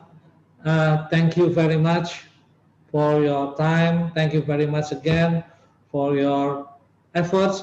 That I know that you've been struggling to get into connected to our link in this symposium starting from this morning. I do really appreciate that. And we are sorry if our link is not very clear enough for you to get in touch with us. But at last, you are with all of us here and delivering a good, such kind of a good presentation on enlightening regarding to the use of nuclear technology for improving food crops or especially food rice that we all in Indonesia here also conducting and trying to develop this kind of development characteristic of food crops. So again, thank you very much for your presentations, and I would like to invite to everybody participants in this symposium to give a big hand to Dr. Mirza Mofazzal Islam for his presentations. Welcome, and I would like to expect you from collaboration in future. Yes, so please, yes, please. touch with us. Yes, since I am the Director General, so we can have it easily. So we are looking for future collaboration. Thank you very much. Thank you very much. Please keep in touch. I would like to stay. I would like you to still stay in this channel, in this forum, because we would like to deliver to you appreciation certificate for your presentation. Now, okay. I invite again the Master of Ceremony Sinta to take over. And from me, thank you very much for your attention. and I'll see you again another time next time. Bye-bye. Assalamualaikum. Bye-bye. Waalaikumsalam warahmatullahi wabarakatuh. Waalaikumsalam. Assalamualaikum. Thank you very much, Dr. Mirza Mufazal Islam and Dr. Chris Chia for the keynote speech, and Bapak Toti Cipto Sumirat Emror SCI for being a moderator. Thank you. Ladies and gentlemen, now we would like to present electronic certificates to all the keynote speakers, and we would like to invite the Chief Deputy of Nuclear Science and Application of Technology, Professor Dr. Insinyur Efrizon Umar MT, to present the certificate. And for the first, we would like to invite Professor Prakash Hande, PhD, and Professor Dr. Insinyur Efrizon Umar MT to present the electronic certificate. Okay. Thank you, MC, Ms. Jacinta. Professor Prakash Hande, thank you very much for your time, for your participation in the International Conference on Nuclear Science, Technology and Application. And now, on behalf of the Batan Chairman, I would like to refer the electronic certificate to you as a keynote speaker in this conference. I hope you will be happy to receive the certificate. Professor Prakash, please. Thank you. Thank you very much. Welcome. Okay, thank you very much. And then for the next, we would like to invite Dr. Mirza Mufazal Islam and Professor Dr. Insinyur Efrizon Umar MT to present the electronic certificate. Okay, Dr. Mirza Mufazal. Yes, thank you very much. Thank you. Thank you very much for your time and your participation in the conference. Now, on behalf of the Batan Chairman, I would like to refer electronic certificates to you as a keynote speaker in this conference. I hope you will be happy and receive the certificate. Doctor, please. Thank you very much. Thank you.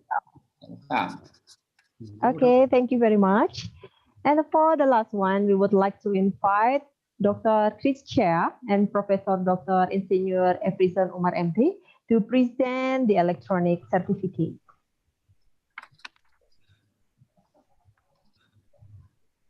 Dr. Chris Chia, thank you very much for your time and your participation in the conference. Now, on behalf of the Batan Chairman, I would like to refer the electronic certificate to you as a keynote speaker in this conference. I hope you will be happy to receive this certificate. Dr. Chris, please.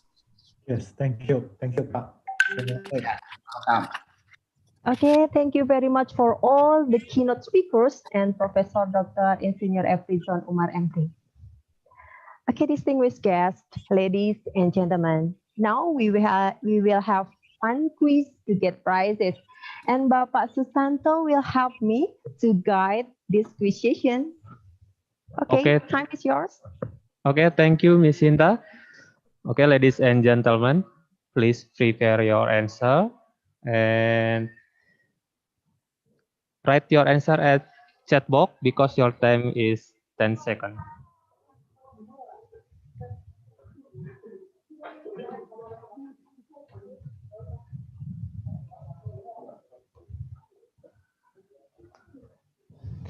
Okay, the quiz start now.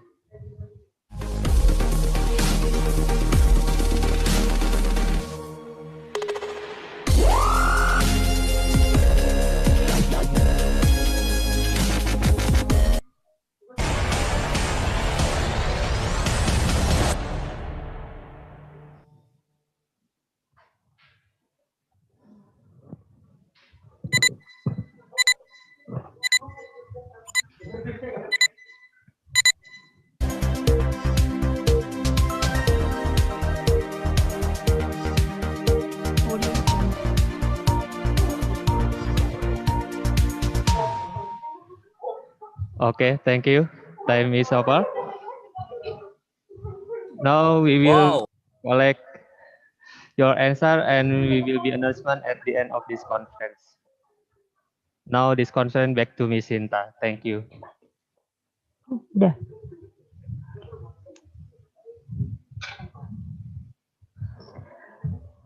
Okay, thank you very much. Hope all of you enjoy the quiz. Okay, distinguished guests, ladies and gentlemen, Alhamdulillah, we have had a productive and inspiring time together.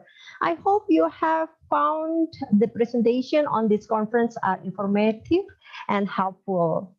On behalf of all the committee members, I would like to express my utmost gratitude to all the distinguished participants and speakers for making this opening ceremony success. Ladies and gentlemen, for the next session, the attenders are welcome to have a break and followed by parallel session.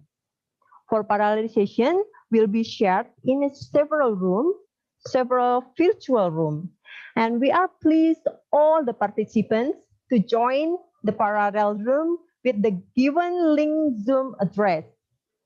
Link Zoom for parallel room will be opened 30 minutes before the presentation starts and begin with the invited speaker's presentation. Okay, thank you very much. And Assalamualaikum warahmatullahi wabarakatuh. Waalaikumsalam. Waalaikumsalam. Very good job. Thank you. Thank you for all keynote speakers. Thank you for all keynote speakers for the good of excellent presentations. A nice MC too. Sinta bisa nari TikTok aja.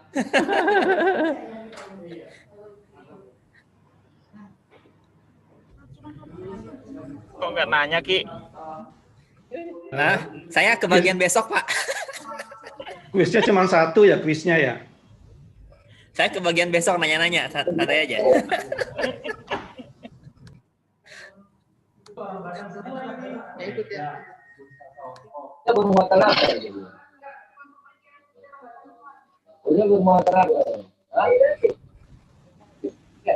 Punya ini menyimbangkan elektron. Berarti dia akan kekurangan elektron. Moderatornya kalau ada pertanyaan nggak usah dikomentarin. Berarti dia akan kekurangan elektron. Berarti dia akan bermuatan positif punya ini. Kenapa? Satu